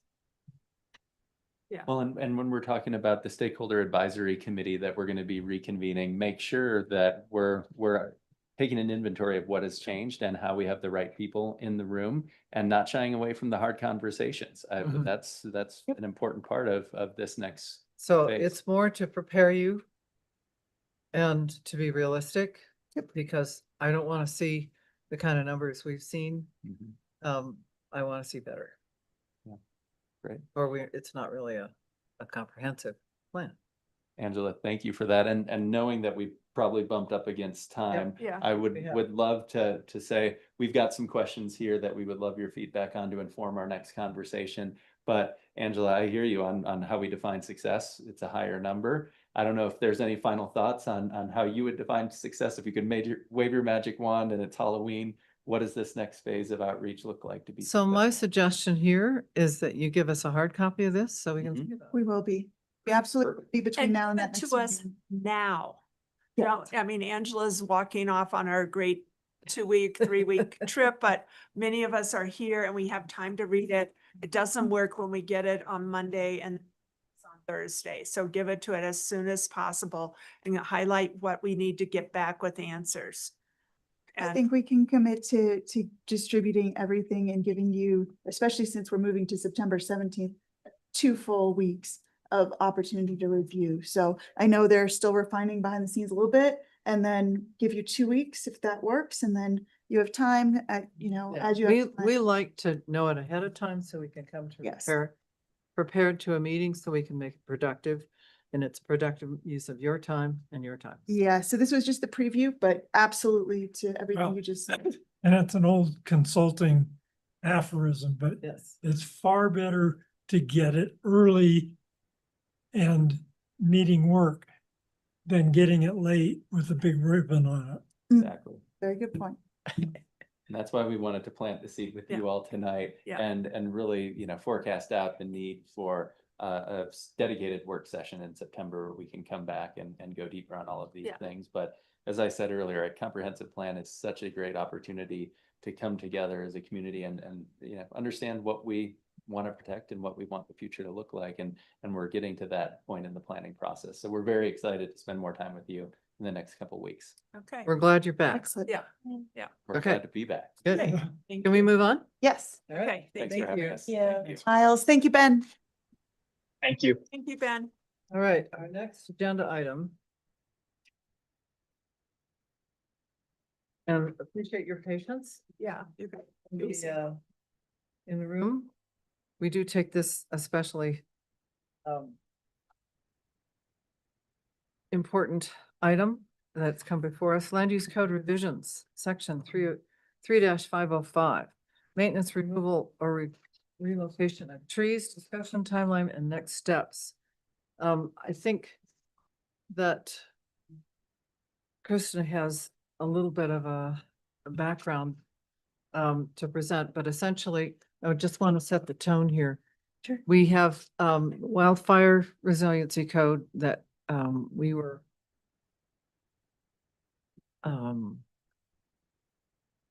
what's the, That we adopted. compelled to pass. Yeah. There we go.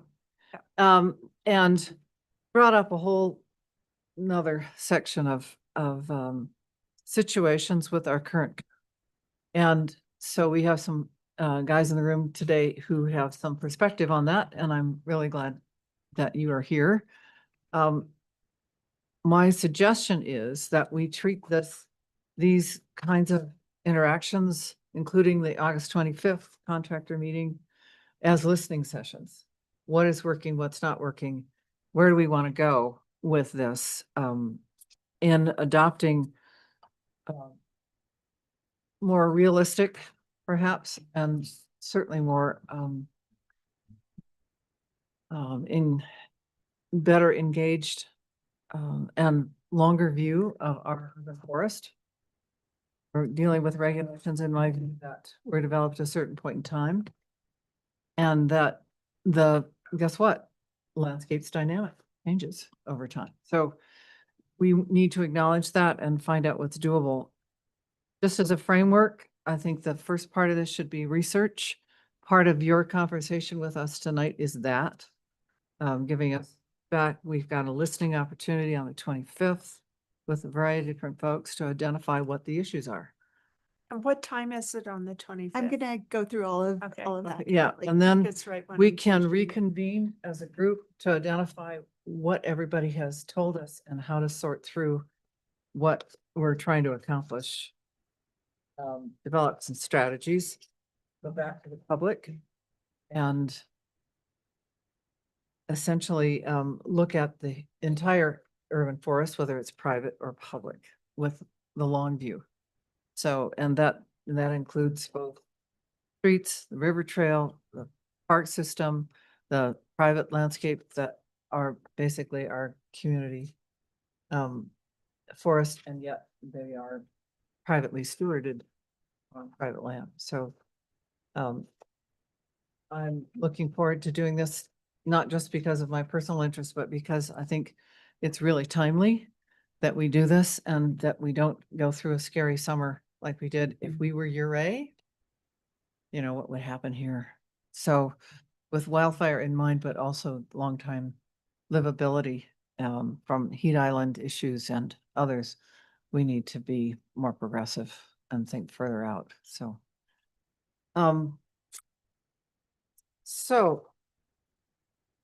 Do you want me to give a little bit of an introduction? if you have one, that would be I do. perfect. Absolutely. And I moved myself over here because I want this to feel collaborative and I didn't want to have my back to those who And gave when their you time this evening to be here, and you're welcome to move up and however you want to do it. Yeah, and It'd you'll be need great to just so speak we into can the see mic. each other. Yeah, this is great. And so this is the start of a conversation. Angela framed it so well.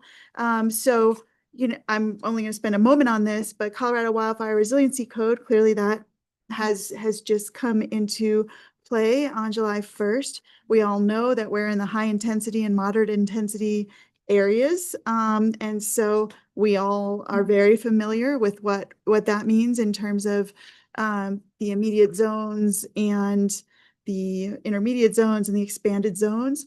That kicks in. There are triggers that trigger this. So when you're doing certain things on your property, then if you're doing them at a certain level, as we all know, it triggers these items that pertain to tree mitigation. And where that is, where that stands now, this group and HARC and then town council worked very hard to, first, this was adopted per the state's direction, but also to put some amendments in there. One of those amendments is that those trees that fall into the purview, this is what was adopted by town council just last week, trees that fall into this purview of CWRC triggered and then fall into that purview will not be needing to mitigate as per the code. You'll still need to apply, get a permit, demonstrate that the reasons why those trees are correlated with the CWRC. If you can demonstrate that to me or to our team, who's the reviewing team, then that would fall under CWRC as an exception to the mitigation piece. And I can get more into that with anyone who needs more information after this, but I'm just going to go kind of quickly now just to work through this. So that's sort of one package. And there are some additional amendments that were adopted within the land use code that this team worked very hard on to make some consistency between the land use code and the CWRC. So that's where we are now. And when we had those discussions and those meetings and moved that forward, we said there were going to be some next steps because other things were flagged. Next steps, number one, community education and outreach on the Colorado Wildfire Resiliency Code. So what we're doing there, I'm going to flip ahead, is we are, as one touch point on this, on Tuesday, August 25th from 12 p.m. to 1 p.m. here. There's the community update and info session for architects, builders, contractors, designers, engineers, landscape architects, arborists, property owners, everyone to come together.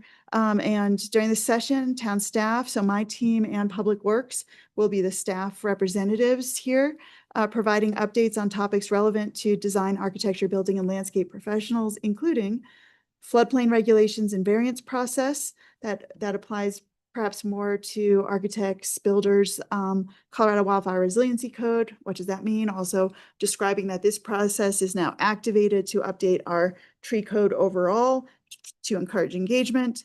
And then construction mitigation plans, that's another piece. And actually part of those construction mitigation plans, one thing we're trying to emphasize within that ties into this conversation is the protection of trees that are to be protected, fully protecting them, root zones, et cetera, creating boundaries and protective zones, because what we find sometimes is trees are designated for protection, then the work begins, then the trees get undermined, structurally unsound, and then they come back needing that removal because of impacts from. So we're trying to get ahead of things like that.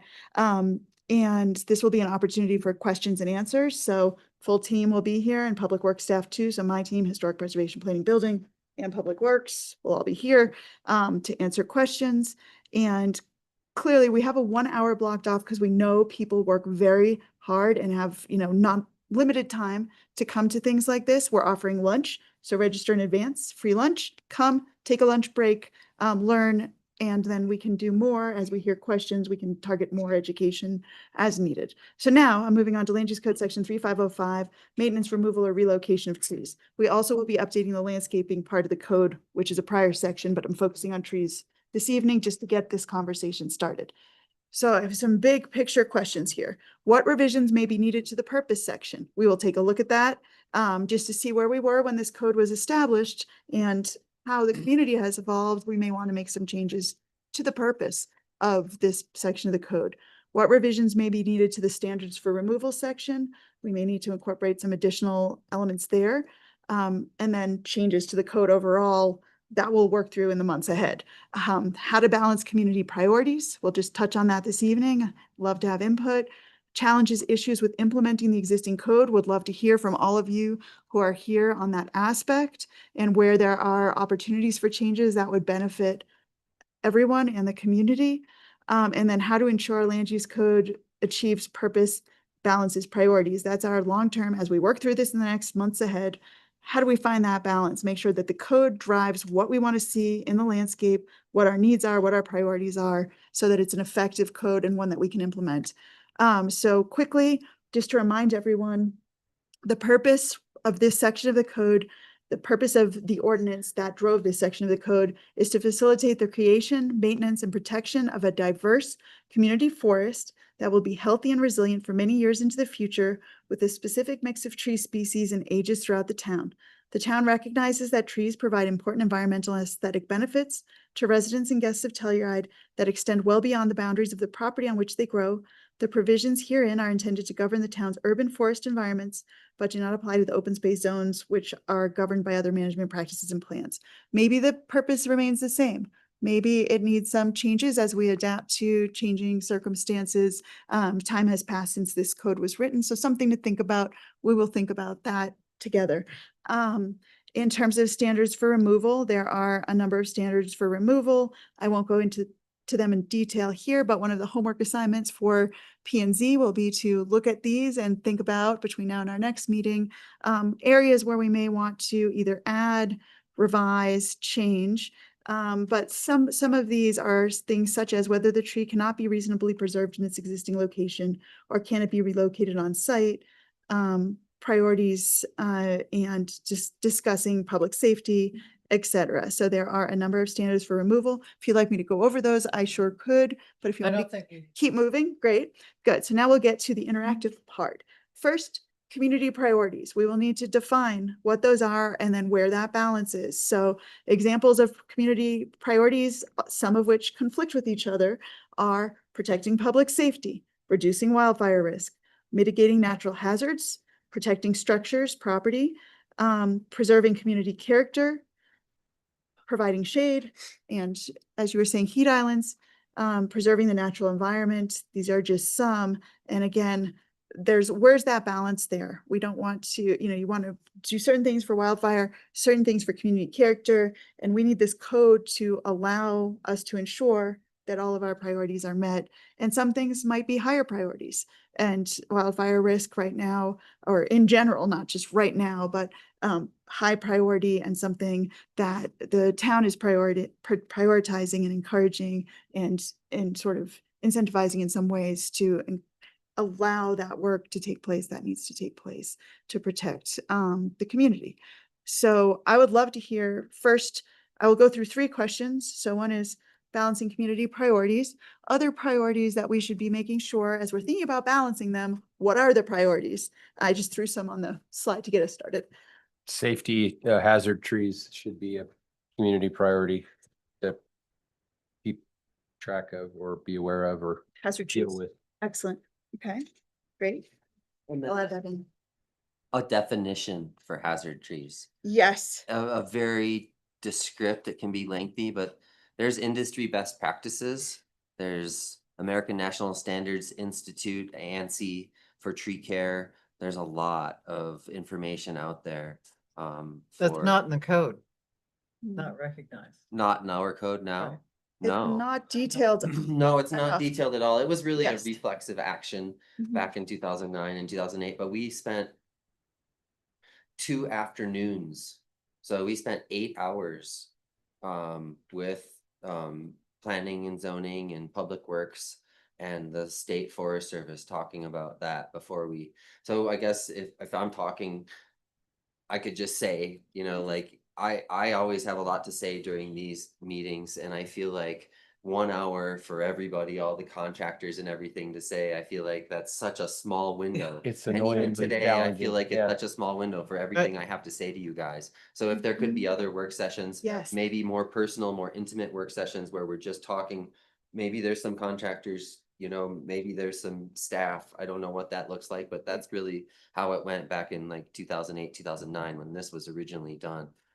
The first time or the second time, actually, because the first one was just a really one sentence tree removal policy. I clicked my next slide.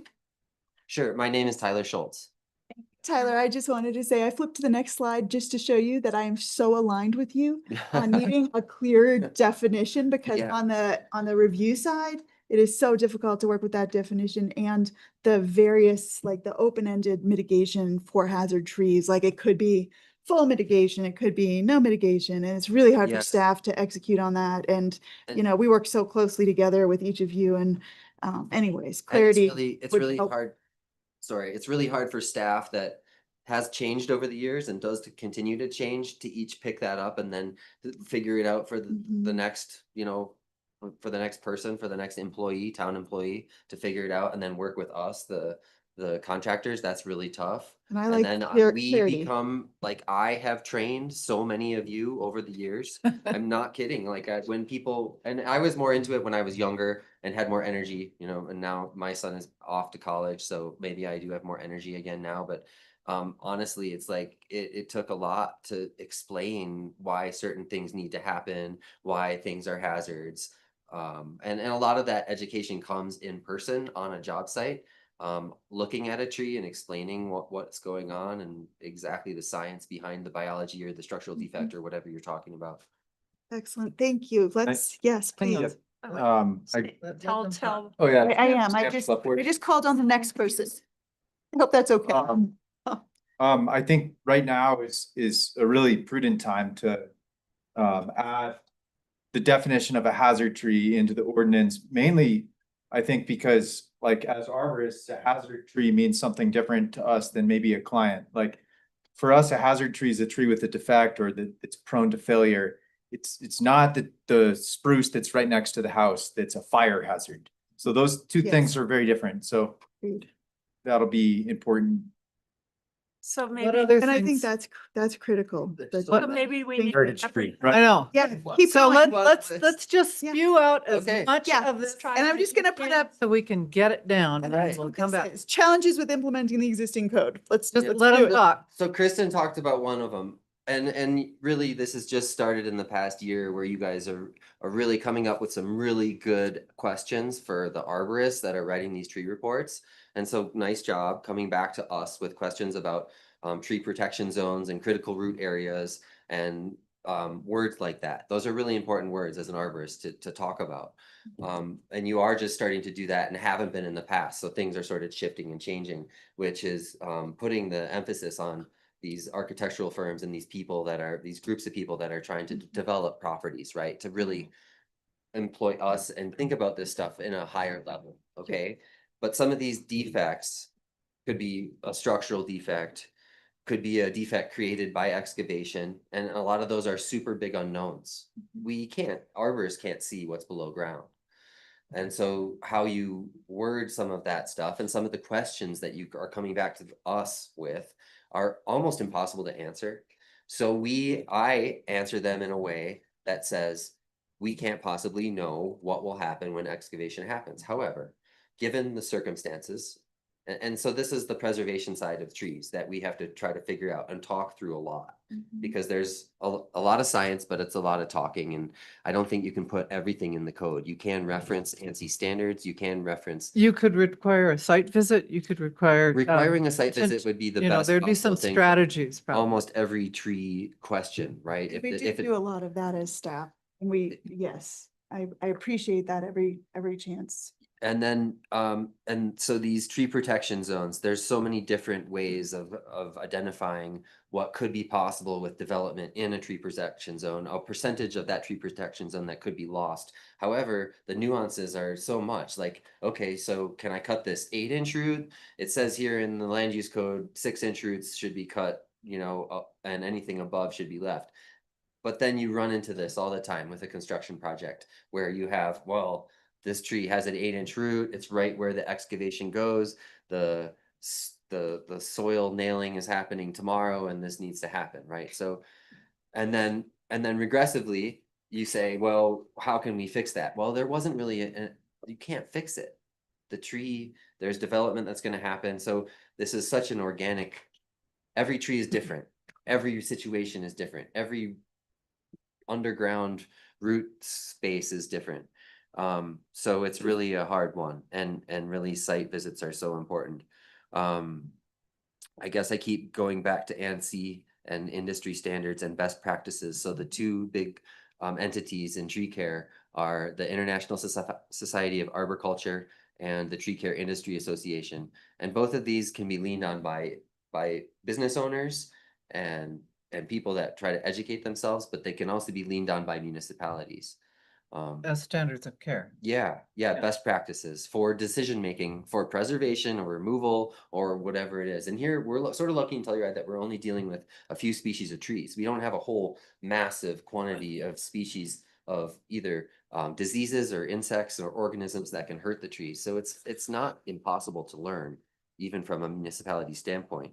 But I guess the other thing, the last thing that I could say right now is I would love to see an ordinance or land use code written so that we take some of the subjectivity away from the decision making, so it's more objective. So almost like what I imagine for the wildfire resiliency code is almost a graph of species and distance from Yeah. building. So Right. and then one side would also say size of tree, diameter. So you could say, just an example, you have an 8-inch spruce tree growing within 10 feet of a home. Follow the graph and then come up with a mitigation fee or a schedule of maybe a percentage you could take off that mitigation fee, something like that, right?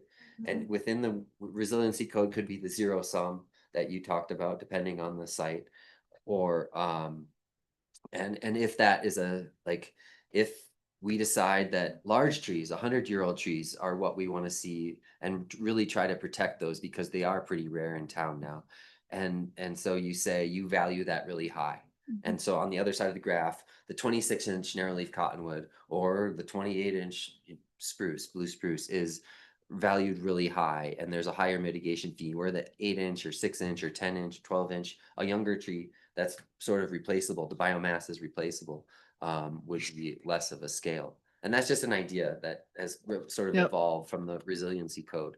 But and I'll be quiet. It's a really good idea. I heard like 3 different things that are really important in there. One is just the consistency in terms of, I agree with you, is how do we, like, consistent mitigation, like how do we make things consistent? Because right now, the way the code's written, it's like there's such a range of when staff's reviewing where we're like given way too much flexibility. I prefer to have like, here's Yeah. the standard, here's how this works, and that will alleviate some Well, of it the. would help to have people who are qualified reviewing things too. Yeah. And I mean, that, yes, absolutely, Yeah. we do. No, no offense meant here. I'm just saying that one of the things we might have evolved to is the need for a full-time person Oh, on staff that's to Or- address. like a forester on staff. Yes, no, Yeah, a forester that's on a different staff would suggestion. be Yeah. that's- Great, but what Mhm. what you do when you get a building permit is usually you pay a little extra and it goes out for engineering review that is not done by Sam and his staff. It's done by an expert, so we could have everybody pay a fee to have, one of 3 arborists we choose review their So we plan. actually already require that. So You do? our Okay. arborists. I haven't we- had to buy a plan in 8 years. Oh, for every tree permit, an arborist has to submit an arborist report certifying. No, we're talking about Cover. the landscape plan when you get a building permit. Yes. Oh, I agree with that. I would Yeah. love that to be a requirement, is that arborists have to review which trees are being removed on the construction sites. Well, and it's- No, report no, them. no, what's Goes being to planted, design. what's being planted. Yes. Half of the trees that we want to, people want to get rid of, our problem trees, have been planted since 1972. Understood. We didn't, and that's the whole problem. We didn't have any kind of professionalism. Everybody just planted all these trees willy-nilly, and now they're a problem. I hear your point. Yeah. So I don't, I mean, this is all good, but I want a professional view. Most of the landscapes plans I ever built in the first 20 years of my career, you know, they should go through a shredder. And, you know, I mean, I'm embarrassed at some of them. It's horrible. You know, in the last 10 years, you know, we started working with professional landscape architects, and I feel like there was a lot more consideration of how the thing would grow over 20 years or 50 years, instead of like, oh, Yeah, these are so- cute little trees. So we have, Understood. we That's- have an existing issue with what the landscape, to look into the future, what the landscape will look like. We have an existing problem with in our code and in reality with how the landscape is functioning now. And as we get through some of these issues, what I want also are some of what you suggested, Tyler, and the rest of you, I'm sure will as well, strategies. What do we do? What are the encumbrances to get to where we want to go? Is it that it costs too much to mitigate? Is it that we can only address future stuff? We can't take care of what we have? And how do we do that? So I just want to lay that out. And I know, Sam, you have I'd love something. to Yeah, I just, I prepared something Great. that I'd just like to read, and I think it touches on some of the issues, and I think there's some overlap with what Tyler is saying, but I'll just read it. My name is Sam Schlepworst, and I operate a technical tree service in the town of Telluride. I'm one of the few ISA certified arborists who operate a business in town. I'm specifically concerned about the language used in section 3-505F, hazard trees. And to clarify, before I continue, I'm referring specifically to hazard trees that have failed or that are at a heightened risk of failure, not wildfire hazard or those hazards related to defensible space. In this section of code 3-505F, the town may choose to waive or reduce mitigation fees. I believe that hazard trees should be entirely exempt from mitigation fees. Reducing mitigation fees rather than waiving them can lead to deferred maintenance and removal of dangerous trees within the town of Telluride. And I think the town opens itself up to liability if a qualified arborist identifies a tree as hazardous, and then the town imposes even partial mitigation fees for its removal. The town should not be disincentivizing property owners from reducing the tree hazard on their private property. And to touch on what you just said, Angela, if the total cost of the removal plus the town's mitigation fees is more than the homeowner's insurance deductible, they may just defer and choose not to maintain their tree that's potentially hazardous. I also believe that it is time for the town of Telluride to have an urban forestry department led by an ISA certified arborist. Tree removal permitting could be streamlined through an urban forestry department that could act as a third party between private contractors and property owners. This summer, the tree permitting process has felt very inefficient. I'm now submitting permit applications to the third planner since April. Each planner has expected different information on arborist reports and different details on site plans, which is hard for a solo operator like myself to, I work 3 days a week, typically in the field, and then I need an entire day to do permitting things and estimates. So And I, I'd like the permitting process to be more streamlined for people that have big commitments with workload. So speak to that part. I apologize. no, it's okay. I mean, Staff transition in that's this department. that's So why we're here, and I do we've gone think through 3 different staff transitions in Oh, recent times, so totally, and it's tough. I know it's a tough town to work in. But Aspen, for example, has a strong urban forestry department, and the department is tasked with managing the community forest, tree inspections, hazard assessments, tree preservation during construction, long-term forestry planning, and tree removal permitting. So the town of Telluride should take a look at this program and how it serves the city of Aspen and then start its own. I think that the town could benefit now more than ever from creating a small municipal forestry program, particularly as Colorado's wildfire resiliency requirements are becoming more strict. Thank you. Right. Thank you. Great. Yeah. Thank you very Thanks. much. Thank Did you. you want to say something, sir? No, I'm here just listening. Okay. Also. Hagan and I work together a ton. Okay, very good. Gathering. We appreciate you're here. Excellent. I think one thing that was just emphasized by Sam that's really important from the staff perspective is because the code is not setting strict standards that we can just follow as staff.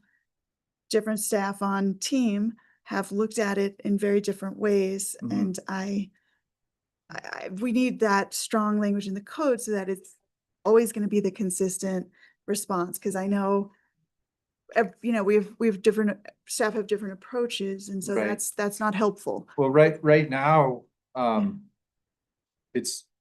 can't get the current consultant won't come and do a site visit, like I tried to submit a permit and honestly, I got like an AI email back with 100 bullet points of what I needed to do Okay. to move on.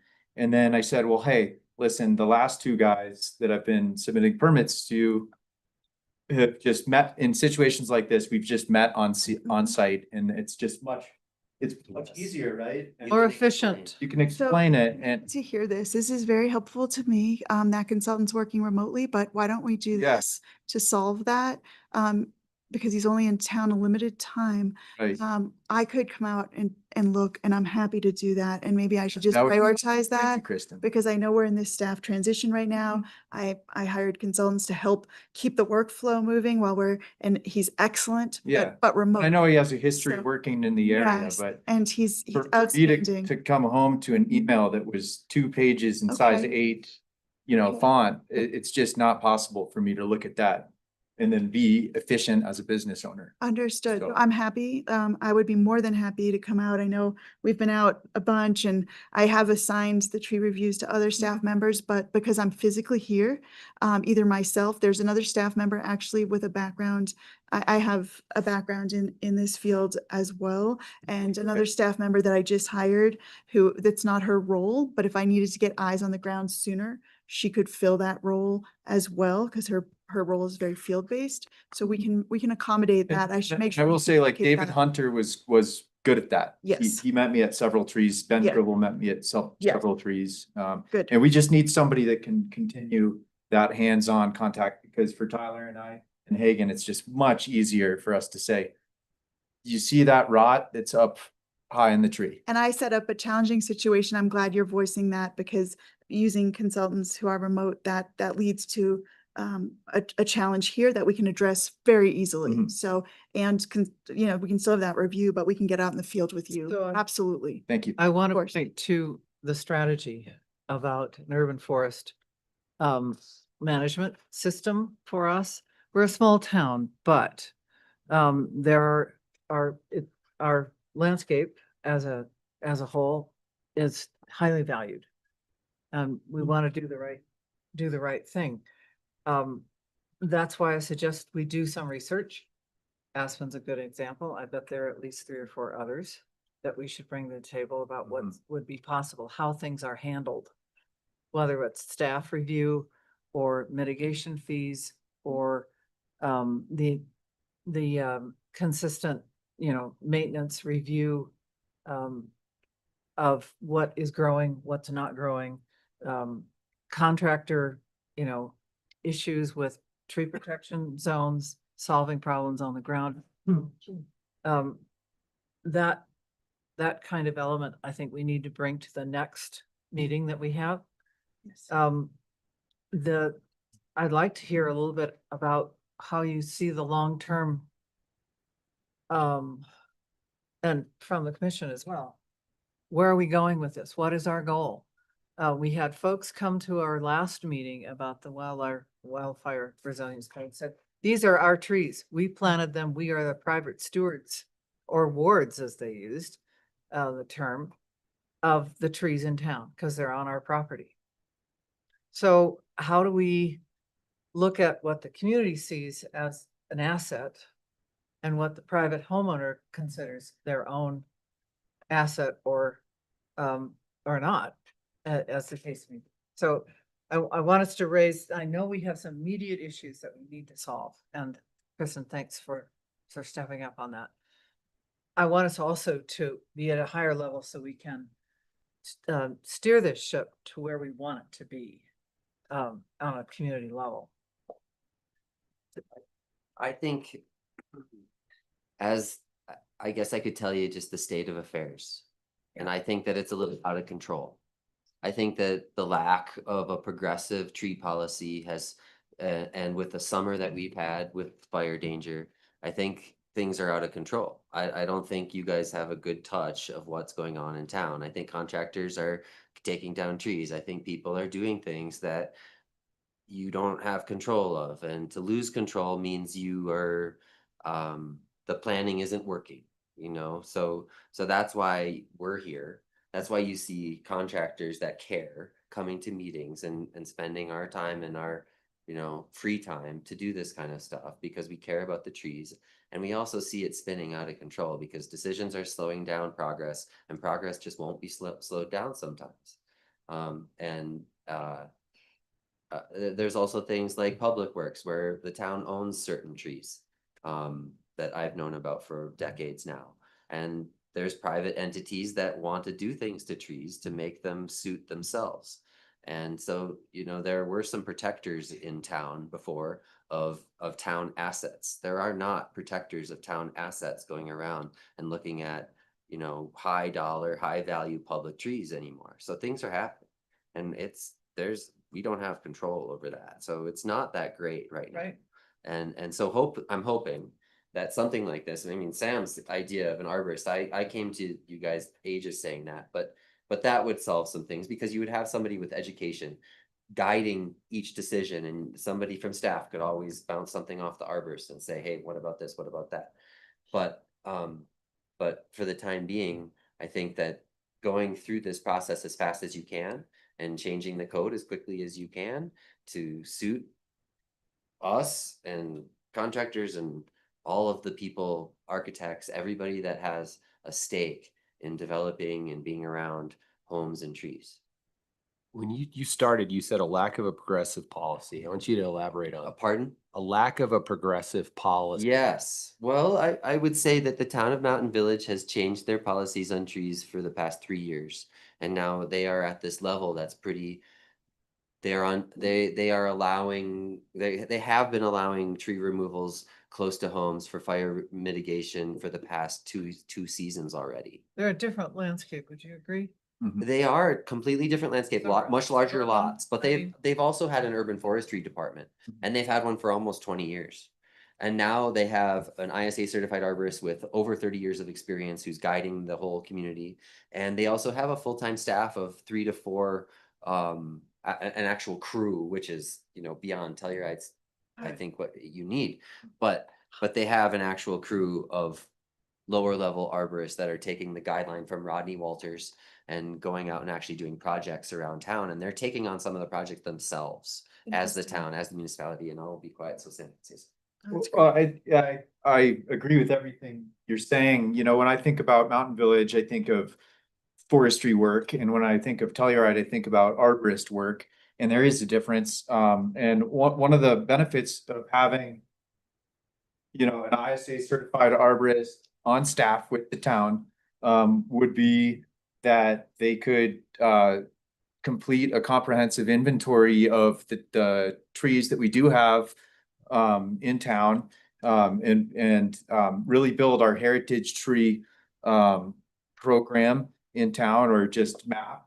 If you go to Aspen's town website, their city website, and you go to their forestry department, their staff have inventoried like all of the publicly owned trees and maybe even some privately owned trees. And there's a map, and you can click on little dots on the map, and you can see that there's a, this street corner, there's a 12-inch diameter cottonwood. And on this corner, there's a 6-inch diameter blue spruce. And they're really taking pride as a community in presenting that information. And I think that probably, I would like to think that would help property owners maybe realize that trees are important in town. Because what we're seeing right now is people from out of town that are doing these big remodels that are trying to cut down every single tree on their property. You know what I'm talking about, the one on Columbia where every tree was removed. And it didn't need to be like that, I don't think, but if we can try and build community desire to retain trees, then we can probably offset some of the damage that we're gonna see from this Colorado Wildfire Resiliency Code. Yeah. Which I don't really think is that well suited to this town, to be completely it's honest. frustrating. We don't want to look like Silverton, right? Yeah. Yeah.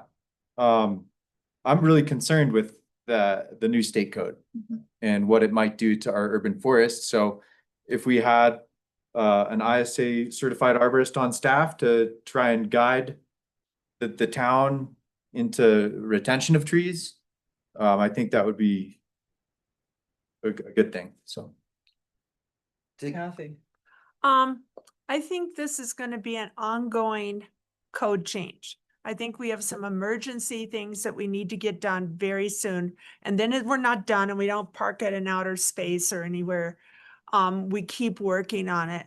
And I'm realizing from just walking around my greater neighborhood and from when I used to build a few things that where you put your shoring is a big deal. And you only need 3 feet between your foundation wall and the shoring to meet OSHA codes. And so I think maybe we need an emergency ordinance change to only allow shoring within 3 feet of a foundation wall. That would give trees a lot more space to stay on the lot and no justification. And then I have fought against the town staff, including the very missed Karen G.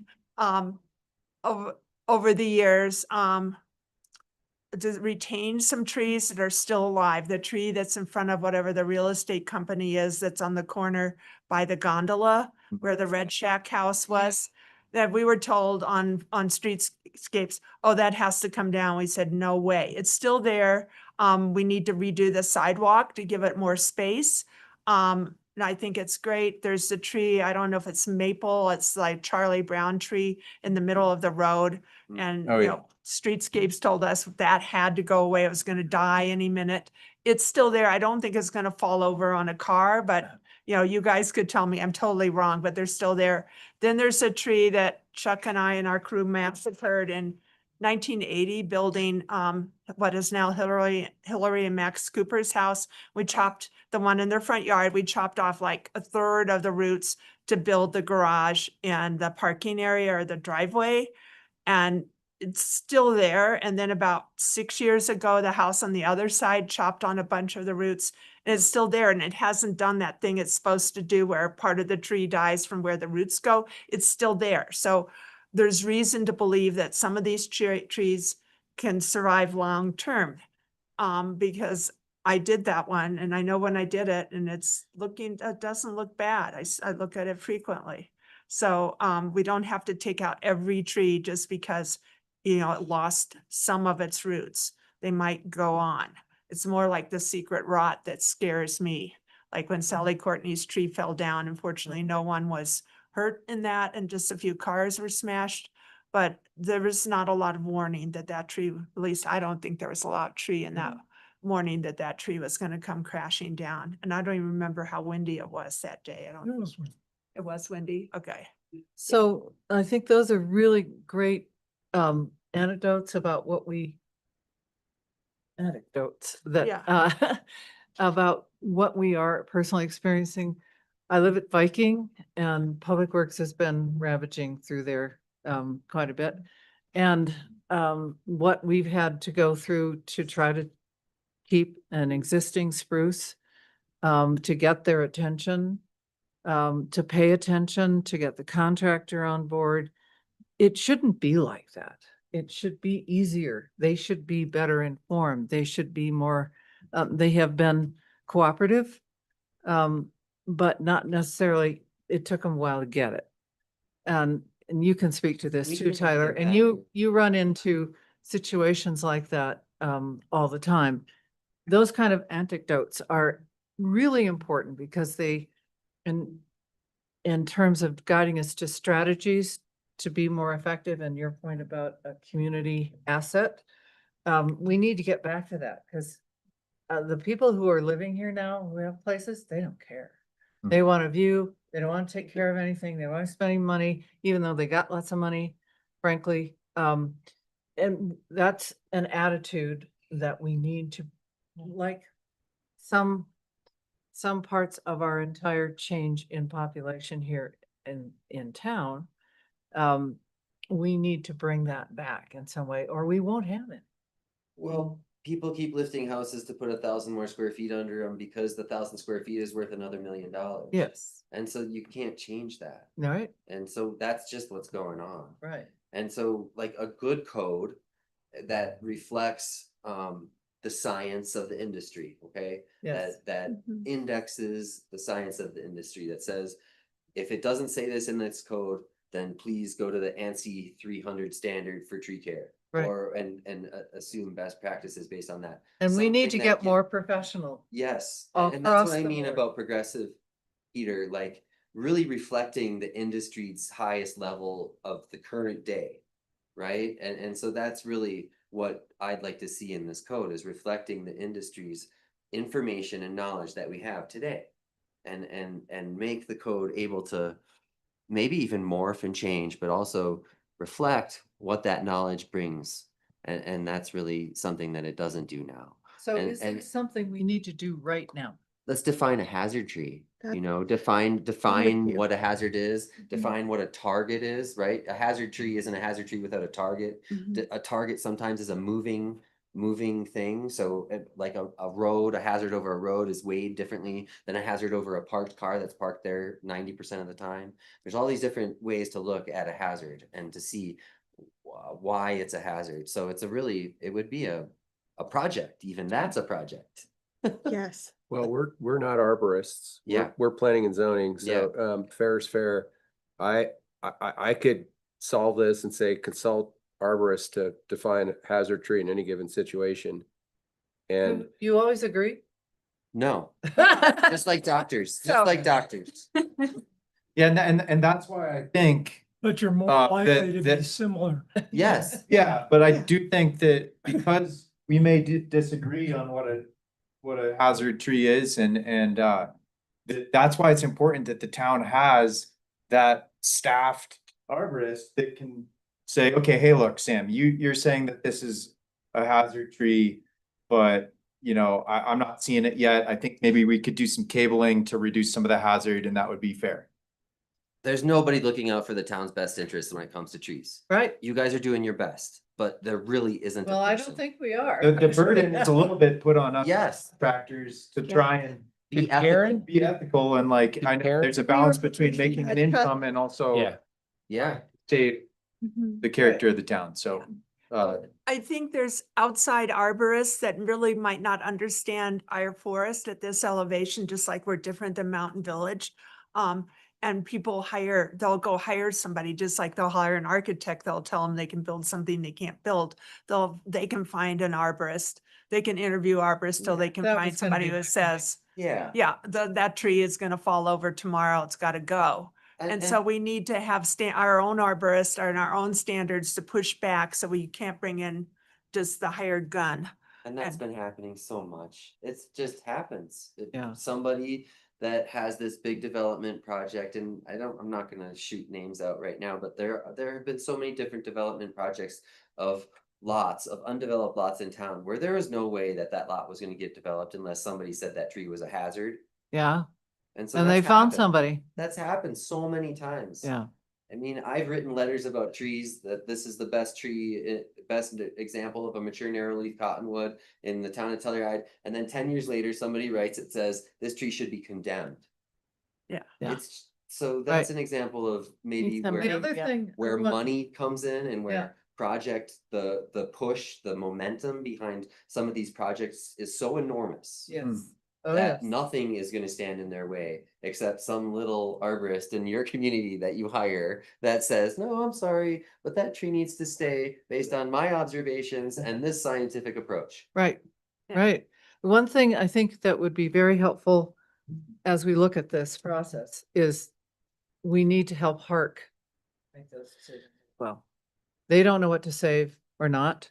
They care, I think, but they don't have that backing in either in a code situation or even in a review capacity to say, you know, this needs to stay. We can do something better. And so ways to which we could give them more support when they review a plan. In some cases, they have said, no, you're going to save that tree. But they really don't have a lot of standing when it comes to some discussion of that. So, Public Works could use guidance oh too, my God. so much on how they and what they do. And I've tried to provide that, but you know, they've had some turnover as well. And so there's decisions that are being made, and engineering and Public Works and everything have made some, I think, some mistakes, some pretty bad tree removals have There's happened. not a and lot of Yeah.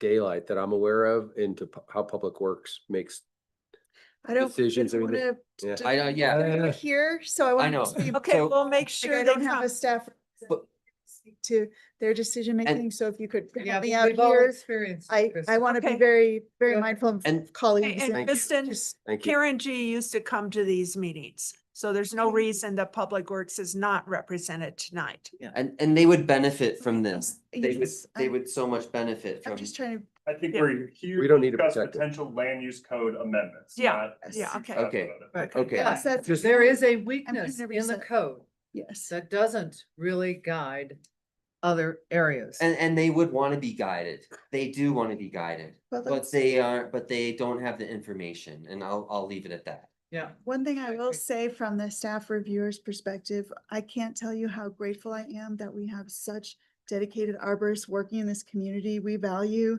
the reports you write, the opinions you give, being able to talk to you. I was doing a number of the tree permits when I first came on board because I didn't have staff, and then staff came on board and staff took those over. But every chance I've had to be out in the field and really working with you, learning from you, and you do so much for this community. So we rely on our local arborists who know this place, the reports they provide. We ask a lot of questions as we're making determinations. So that's how we do our job well, is working in partnership with those who are experts in the field. Thank you. and willing to share Yeah. their knowledge. I- as I we move really forward. appreciate your time. Sam's She has put up here some next Oh, steps. So I put this up, so when we were going through that Colorado Wildfire Resiliency Code and the amendments that we were making as a team, we had a number of joint work sessions with Hark and P&Z, work sessions with P&Z individually. And what came out of that is we were gonna make those amendments that just took place last week to get the Wildfire Resiliency Code rolling. And then we also, the next steps were, the first one, I already went over, community education and outreach on Colorado Wildfire Resiliency Code. The next bullet was, we were going to undertake, I'm just reminding us of what we decided were priorities, undertake comprehensive revisions to land use code section 3502. That's the landscaping requirements, which we haven't really gotten into in depth here. I'm going to hire a consultant to help with that piece, because I'm short-staffed right now and don't have a senior planner on my team, and I can only do so much. So I'm gonna sort of bring extra hands so that these things can kind of move forward. Section 3505, maintenance, removal, or relocation of trees. That's what we're talking about now. There will be many more opportunities to engage, work sessions, et cetera. And thinking, do I hire a consultant to support that? Quite likely, yes, because we want to have that expertise as we're coming into this process. And these are part-time, like consultants for project specific, but trying to make sure we're moving these forward and that they don't get bogged down and we get to where we need to go. Develop a landscaping guidance document for applicants. Again, quite likely I will bring a consultant, and I'm not saying I'm going to hire lots of full-time consultants, and I want to make sure no one's hearing that, but just, I am short-staffed now. I have resources to hire consultants in this in-between time, and consultants that are project specific are going to be the most helpful in moving some of these forward. So, so for that one, some extra support to help move forward. And then the other one, actually, you mentioned, Sam, one of the priorities that came out of this group and out of Hark is to develop a plan for heritage tree identification, outreach, and designation. So that's something, again, on the sort of project list that were priorities as we were discussing the Colorado Wildfire Resiliency Code, just because we don't want that code to get ahead of locating, identifying, preserving heritage trees to the greatest extent we can in light of other pressures, that balance again of what life safety, wildfire safety, all these other things. Are we thinking about having this on the 17th? Having No, which things? this the is, I 17th? think That the was still 17th comp- is gonna be comp comp plan. only and it's gonna be long. So we would add it to the 24th? That's what I was envisioning is September 24th being the next Oh. time we have a work session on this project. So we were, the other thing that was suggested that maybe we have a smaller, like a subcommittee Mhm. that might get together and really sort of sort out what, after the 25th, because I want to hear what there are some issues I think that might be brought up as part of that meeting, Mhm. but that we perhaps have a group that sits more informally and talks us through. I don't know. I'm happy I'm to open to to, keep it on the regular meeting as well. Just, and to do the same sort of, information sharing and strategizing as part of a regular meeting. Maybe not do a subcommittee, because I know everybody's kind of committed to this. Could I say a couple more things? Yeah. Yeah, of Okay, course. great. So the town was planning to do a tree inventory of its public spaces in 2018, and then COVID hit and we never did it. The town of Telluride never did it. It's hard to make good planning decisions Yep. when you don't know what What you have. got? And when I've been to a couple of these meetings now, one joint with Hark, and Mark Shambaugh was really interested in how many possible heritage trees, centurions he called them, 100-year-old trees we had left on Telluride town property, right of ways, publicly owned areas. And I said I didn't know. We would have to figure that out, but there's certainly less than there were last year. So, it's like having an inventory would be another one of those super high priority things that would enable really good decision making. And anybody that comes in would be able to use that to make better decisions and about appropriate things in certain neighborhoods, right? And without having to go out and look, they would have that little guided inventory. Town of Ridgeway had one done by the Colorado State Forest Service. The one that was going to happen that Karen G was going to have done was Colorado State Forest Service. So I think that would be a high priority list in the near future. I mean, maybe next year or something, you could budget for it. And the State Forest Service doesn't really, they won't bid, at least that's how it has been in the past. They won't bid against somebody else, but they have Town Park and Rec has done one. You could ask Stephanie. They did In the park? yes, in the park and in the river corridor. I'm River not Trail. sure exactly where they stopped, but it was a park and river corridor and, What year? well, I think they just stopped doing it last year. So like in Ridgeway and in Town Park, the State Forest Service would have some people come in each year. And I think they're understaffed now too, so I don't know how much they're doing this. Right. But each year they would have a certain budget to come in and look over the trees and maybe go back into the data and change some of the data. Because they're all geographically located and pinned. And then there's a certain amount of data that's collected on every tree, what species it is, how big it is, what the condition of it, if there's, visible defects, whatever it might be. So that would be a super great thing that the town could do that would enable staff to make better decisions. Right. Yeah. Okay. there's another area that just sort of, you had asked me to do this coming into this meeting. Just thinking about what are the challenges, issues with implementing existing code. I just wanted to mention a few more so that it's part of our continued discussion. One of them that I've seen is for property owners that are wonderful stewards, land stewards, who really have a lot of trees on their property, have planted them, cared for them for a long time, then they need to remove a few, say they need to thin them to allow the other trees to be healthy and continue to grow. Right now, the way the code's written is we charge full mitigation for that work, and that's really stewardship of the forest, of their trees on their property. Do we want to have some kind of boundary where it's like, yes, if you have this many trees or this, I need something that's a little clear cut, not just we can decide, but like. Or do we want to Some establish description. a fund for mitigation where people are incentivized? There You know, is a give them a fund. grant, do it a 50-50 to Some- get to the place we want to get. No, I think we need a place where you don't pay a mitigation cost. And I think we all innocently overplanted trees in the 80s when And there were that's- no plans. We just That put an issue that's aspen coming- tree every 1 foot all over the place, and a lot of them need to come down now to make the trees healthy and make the house less vulnerable to fire, even though aspen might not be the problem. So I definitely think we need more definition about no mitigation fees and make it simpler, but also make it, you can be busted big time if you take out trees that did not need to come out. I also want to know if the town park or the valley floor or other town land needs more trees to be transferred in or planted as mitigation trees. Probably 10 or 15 years ago, we were told that the town park did not want any more donated trees, and the valley floor needs to absorb our Christmas trees every year. I don't know if it needs more trees beyond that. I mean, we have to think 20 years out, not, you know, that people can't just run out there and, you know, plant trees that then we're going to have to tear out in another 20 years. So I think maybe it should be off the table that you can mitigate by planting trees on town land unless there's a piece of town land that we Right. desperately need trees on. And that and would be that- part of an inventory. Where are the I opportunities? know, I totally agree with this because trees don't exist without maintenance. Yeah. So if you plant a tree on town land, then you need to designate another employee to take care of that tree. And town park and open space, they don't have more employees to take care of trees. So if you're allowing people to reduce their mitigation by just simply planting a tree on open space, well, then you can pretty much guarantee that that tree has a 50-50 chance of survival.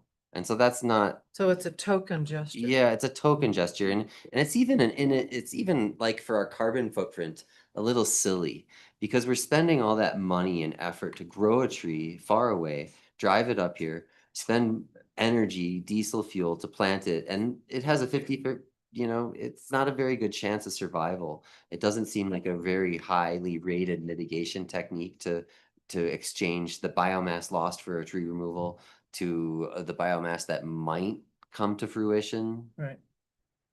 So I think, thank you for that. And very helpful, like, because that is one of the mitigation options right now. Get it out of and there. Then there's no receiving site. So, so land stewardship and management do want to talk about at our next meeting, how we handle those who are doing such a beautiful job of having trees on their property. Because this has come up and staff's in the position where right now we have to charge full mitigation, like there's no, and you all are trying to do your jobs, which is to grow healthy trees on these properties, and that involves thinning. Like that's the only way it works over time. So that's one. I think another one, I'm just gonna go through three really quickly because I put them on the screen, so I want the public to know why I did that.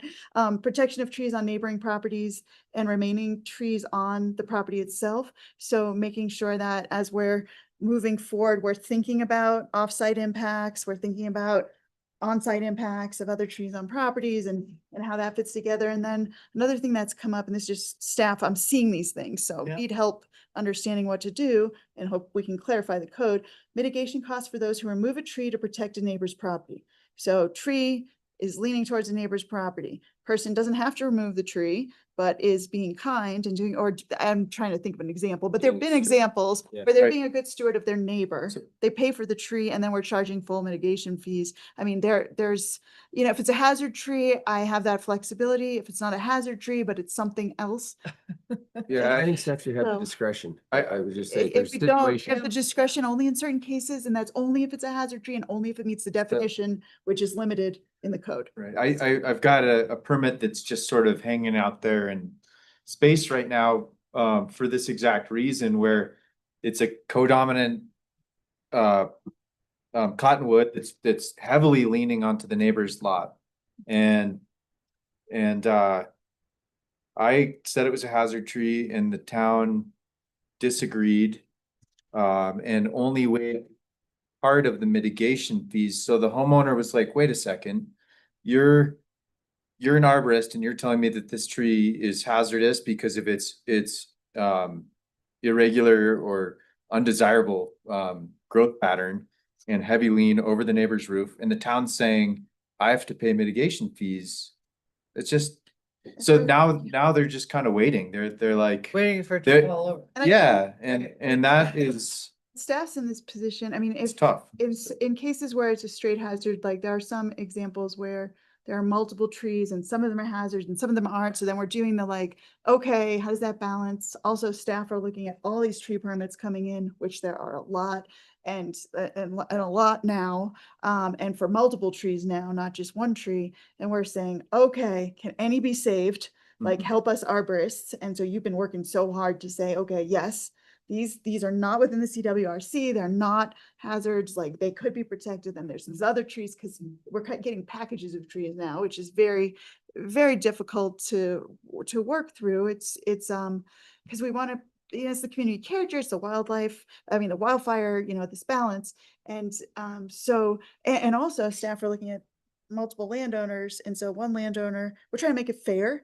And so because the code's so flexible, I'm just telling you what the challenges are. Yeah. The code's so flexible, hazard trees, we can say full mitigation, some mitigation, no mitigation. So we're But you don't trying to really make have it a fair.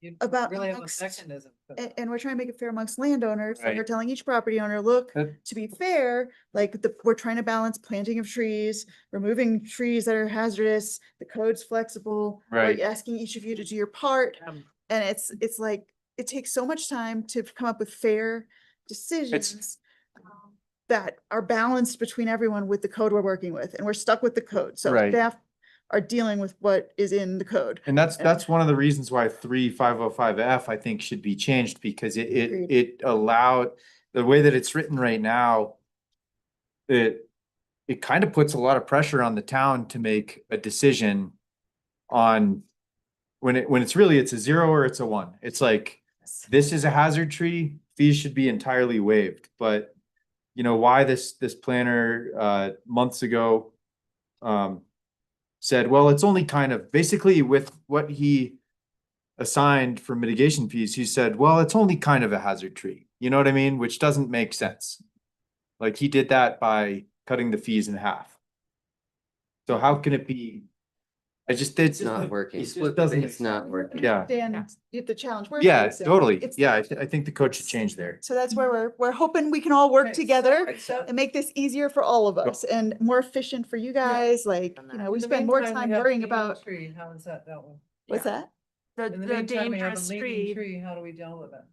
How is that dealt with? How fast, I mean, we can't change the code in 10 It's a minutes. hazard, if it's a hazard tree and the arborist demonstrates that, I think there's been some staff transition too, so different Yeah. perspectives. Telling him to reapply? I think so. So I will connect, connecting, I'm following up on a number of these Yeah. in the present, which I think those in the room know that because anyways, so we're working through that, but staff changes too. I haven't been reviewing each one and now I'm seeing Mhm. them now and I was just a little shocked when it came back as not fully waived, because in that proposal, my arborist report, I said, look, we're gonna cut this tree, and then in the neighboring pot of trees, we're going to install strapping to prevent, you know, to make the whole stand of trees safer in general. And Well, then like I this think whole you approach. have a commitment that that's going to get worked through. we will, and we'll That's fix that. because we can't fix the Reply. code The right. code. Okay. Right away. Yeah. Takes a while Tyler? to fix the code. yeah. There's different levels of threat and there's different levels of comfort with threat. Trees grow up. Any tree is a hazard. Yeah. It's up in the air and it's this Good point. amazing system of cells that is a mystery to people, right? How does the thing stay up? How is a tree 100 feet tall? Well, it does, and it works, and there's a science behind it, and so there's all these different grades of comfort with risk. And so defining a hazard to an individual homeowner becomes very difficult because somebody in a different frame of reference, different perspective can think that a perfectly healthy tree that's 75 feet tall is just much too tall. Yeah. I'm not kidding. Yeah. And this is a way, it's a way of looking. Playing in my backyard. Yeah. It's a way of looking at it through a different lens, Yeah. through a different perspective. For us, we love trees. We put our life on the line climbing in trees. We love them and we think they're great. So we obviously want to preserve probably more than remove, but we have to balance as business owners. We have to balance what you want us to see to try to turn the town into as far as an urban forest. And we also have to balance what the client, what the homeowner wants to have happen. And sometimes that gets really tricky. And it's so hard right now with how the code is written. And it's really putting us into a lot of situations and other people into situations where are almost impossible. And staff. Yeah. So Is there collectively, any- we need revisions to this. Any necessity for a moratorium on anything that's going on? Well, An immediate action, I guess, other than what we've talked about in individual situations. well, we don't want to do a moratorium on hazard trees. I mean, No, no. no, So, but there is a sense of urgency. There is a sense of urgency And I because want to respond, I want us to respond to that. I think it was the middle of the summer and I think it's still happening, but it was sort of this perfect storm of having two planners quit and then having all these tree things going on, even in the statewide, forest fire, people wanting to do the right thing. The land use code almost doesn't let you do the right thing right now. And like a code that says that somebody shouldn't be removing a tree that's hazardous, you know, or they put a roadblock like a mitigation fee in the way of removing a tree for a neighbor, right? For like a protect house or a neighbor, yeah. parked car issue where a tree could fail on private property. I mean, I think that there are some issues and I think they can be addressed, but I think that the whole thing needs to be rewritten, honestly. I think we need to. That takes time, and I'm just trying to ask if there is an interim mechanism that we can get to that while we do this I review. I think just like maybe not any type of moratorium or anything, but just an understanding that one thing that us arborists need that are working in town is just streamlined Yes. communication that's Streamline that it's process. just like that you guys need to put more trust in like our professionalism when it comes to like I'm happy to do an arborist report and I'm happy to do a site plan. I charge my clients for those, but I just need to do it right the first try. And like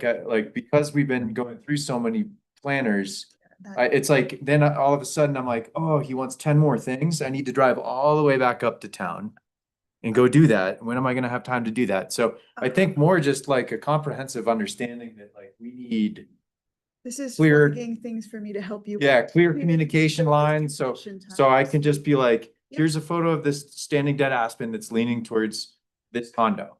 I'm gonna remove it right now and I'm gonna do the arborist We report. just had that later. conversation today and that Yeah. happens. Like, so call Okay. me. And Yeah. it's like, we literally just Ha- today had that same situation, tree about to fall on something. He Yeah. said, and- absolutely, emergency removal, send me Right, and like documented. emergency Like removal that's, into the code yeah, and so like. just call me It's, if that and happens. I think we Yeah. just need like more efficiency. Site so visits, for another- site visits could be, And we usually do that. I just don't have that plan, like Yeah. the planning position is open and it's remote. I will fill that gap. I will commit to filling that gap because I don't want you to feel like you don't have that need I- met, but because that's what I've expected my staff to do. But until now we're in this transition time. and I know Take it that, as I know that it quickly. would be, that an urban forestry program can't be thrown together in the course of an hour. But I just know that if you guys posted And I a hear you. position for an ISA certified arborist to work for the town of Telluride, you would have 50 applicants in an hour. You know, people would see that and be like, I want that job. And that's So- Good to know. You know, for that So- type of process, that's something that, you know, that's sort of above my So I role like- clearly. So it would need to run through, you know, that would be something that would need to be a priority of the town. I can float that as a possibility, but I can't speak to. I Well, we're don't know coming that- up on yeah. budget time. So, but I don't think I can make that happen Yeah, as no, quickly. no, I know. But I I know. do think Hang on. that perhaps using, Yeah. sorry. Well, I think Yep. you need to request an arborist for the town and the town staff. But I would also like to hear from Dan that if let's say we fix a few definitions and send them up to correct the land use code, and then 3 months later, we come up with another thing to fix it. Are you willing, do you want one package in 9 months? Or can we send little pieces through every few months? I think staff would always prefer fewer land use code amendment processes than more. So Yeah. I think trying to do this as comprehensively as possible is preferred. And that's not to say that if there aren't what feels like necessary amendments down the line, that those are precluded by any means. Like if there is something that we feel like is wrong, yes, let's fix it. But we don't want to have to continue to revise and revisit and come back and utilize that staff time for that again and again and again. Once is certainly preferred. So I've heard two things that we can be doing, one of which is a commitment for sidewalks to take care of immediate issues. Which we've always Two, done. It's just Initiate David a left. tree survey, Mhm. either through the State Forest Service or some other mechanism, get that going. And there's no reason why that couldn't be done this fall even. Or started? Started, exactly. Get that back on the books The state because wouldn't it be able to was, do it this year, sorry. The state wouldn't be able to do Right. it this year. They're already, We can apply to Yeah. do it. yes. exactly. And it was supposed to have been done. It should have been in the budget in 2018. Let's get that rolling. And then while we work through where we're going with what needs to happen and educating ourselves about that. Yep. Does that work? Yeah, The but 24th, we'll talk about it again. Yep. yeah, So and then what it's, kind of homework? and it's totally within the planning department about how the current applications are processed. And if we improve that, that'll help it be, We revise the code, it's gonna make it easier. Yeah. I'll tell you, it'll be faster, it'll be streamlined, like that's what we need. it's gonna take a while for us to fix the code, is what I just heard from Dan. And so, Well, we're not, it's gonna take a while because we have to get all the fixes in. Well, he said And if there's submit. anything emergency that we wanted to get done quickly. Yeah. Yeah, Yeah. I mean, I think that, yeah, I wasn't trying to say that we can't take. And it's not my directive. I am Yeah. not here to be No. the voice of council. I am here to relay y'all's thoughts to council. So so we can it- take on that one section and Yes, address some definitions Yeah. in the next I round think a lot of big. without Mhm. encumbering a whole big process while we're working on a larger one. Yeah. Because that seems to be the immediate need. as long as as we commit to, we could do the hazard tree definition piece, that would help all of us. Mhm. And that we only have one more round after that, and it's comprehensive, because otherwise it is going to be too much for everyone, all of us. So let's try to, we could do those immediate That's things. good. Like if I had clarity on how to deal with those hazard trees, that would just help, it Get would help the so much of standards in this. there, get them understood. Yep. Get And them let's- referenced. And tell us Yeah. whether we mitigate or not for it, And not start- leaving it open-ended. Start trying to start a tree inventory and start asking for a forester, a town I forester. have to think about that. That is a big, big ask. I don't know that I can ask for that in this round of Well, budget maybe cycle. we can No. help to add in that. Yeah, That- but you have to ask for some of those positions for 5 years I to get hear it. you. But we have to start now. I just don't think I can Not- ask for staff immediately, and Yes. that might not be my option right now, but I will be, when there's an opportunity, I We'll think it's come a up with great strategy suggestion. For that in Well, the interim Well, and work yes, towards something that Yes. you've described. Can I touch on one more point? I Absolutely. just So can't commit we- to that. We did talk about heritage trees. I think there's a lot of push and a lot of momentum right now to reduce the amount of trees in general close to homes, and that makes sense. And because summers and life in Colorado will be a little bit warmer and a little bit drier in the future. So inevitably we will have more fire risk in the future. So I think that that's good. But I think that the heritage tree program, we could lean, and I would love to see almost like from P&Z or from town council, like almost some momentum to push towards more preservation minded thoughts on the trees that are appropriate for such preservation. And right now there really isn't. I mean, we've talked about it a little, but like we could, like the town staff could actually start, this could be happening this summer. You could actually start identifying town-owned trees that would be really good opportunities for a tree preservation project, heritage tree, whatever you want to call it, right? And so there are those opportunities, and that's what I'd like to see the other part of the town start doing, Yeah. being on the defensive a little bit for its owned properties, its own assets, and how important those assets are to the future Telluride people. Right, Good. good. And how much of that can be done with contractors? Well, I'm already planning to hire, and I just know as I was going through special projects, I plan to hire consultants to support those. I haven't yet put out for that, but that is, the intention is not to have it fall on staff, but to hire those who are experts in their fields You got to some salary money you support can use. while I don't have a senior planner. I can't have that be a long-term position because I need to fill that position, but it's a way that I'm moving things forward in this interim time. So yes, and I'm working on all of the above, so. Good. Peter. Oh. Peter, I just had a curious thought with how the Mountain Village, their urban forestry department, Yeah, where that person lives. Are they like part of Public Works? Are they part of? What department they're? Yeah, like where do they, yeah. Public Works, is that right? No, it's planning. Planning, under. Yeah, planning. Oh, Rodney, good. Okay. under Amy in the community development, Amy Ward in Okay. community development. So Good to have that planning example. and community development. okay. So do we have any homework that we would ask anyone to come to us Not at this on the immediate 24th? moment, but in advance and well in advance of that meeting, there will be a homework assignment to move this forward. So asking you to think about specific sections of the code, specific things that could be changed, and whether the public wants to be engaged in that, wonderful. We would love that, but I don't want to force that. So, but that outreach will go out. It'll be on the 24th at 5:30.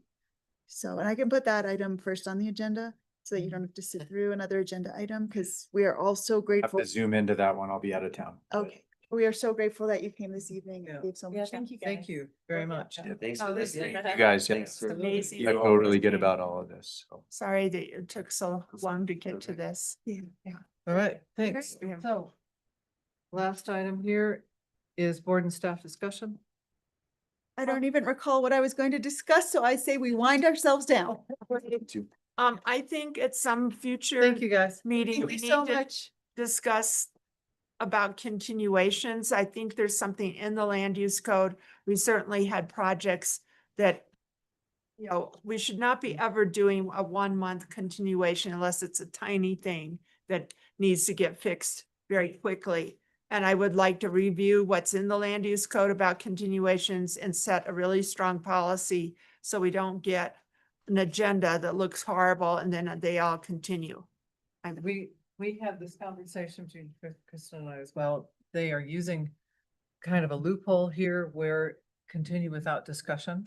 If there is discussion, then they can only I don't- continue for 3 times. I don't care whether there's Well, I don't discussion either. or not. I So we wanna are gonna fix that. We would need to Yeah. fix that in the code, and we can talk about that. And if that's something that moves forward, we could change it. have that And in- Ally, Just be policy. Ally, you can speak to that, but Yeah, we are running into. I hesitate to difficulties. say it would be fixing the code. I think the Or- code is written in a way that allows for applicants to ask for continuance without discussion, without counting against one of their Can I 3. know?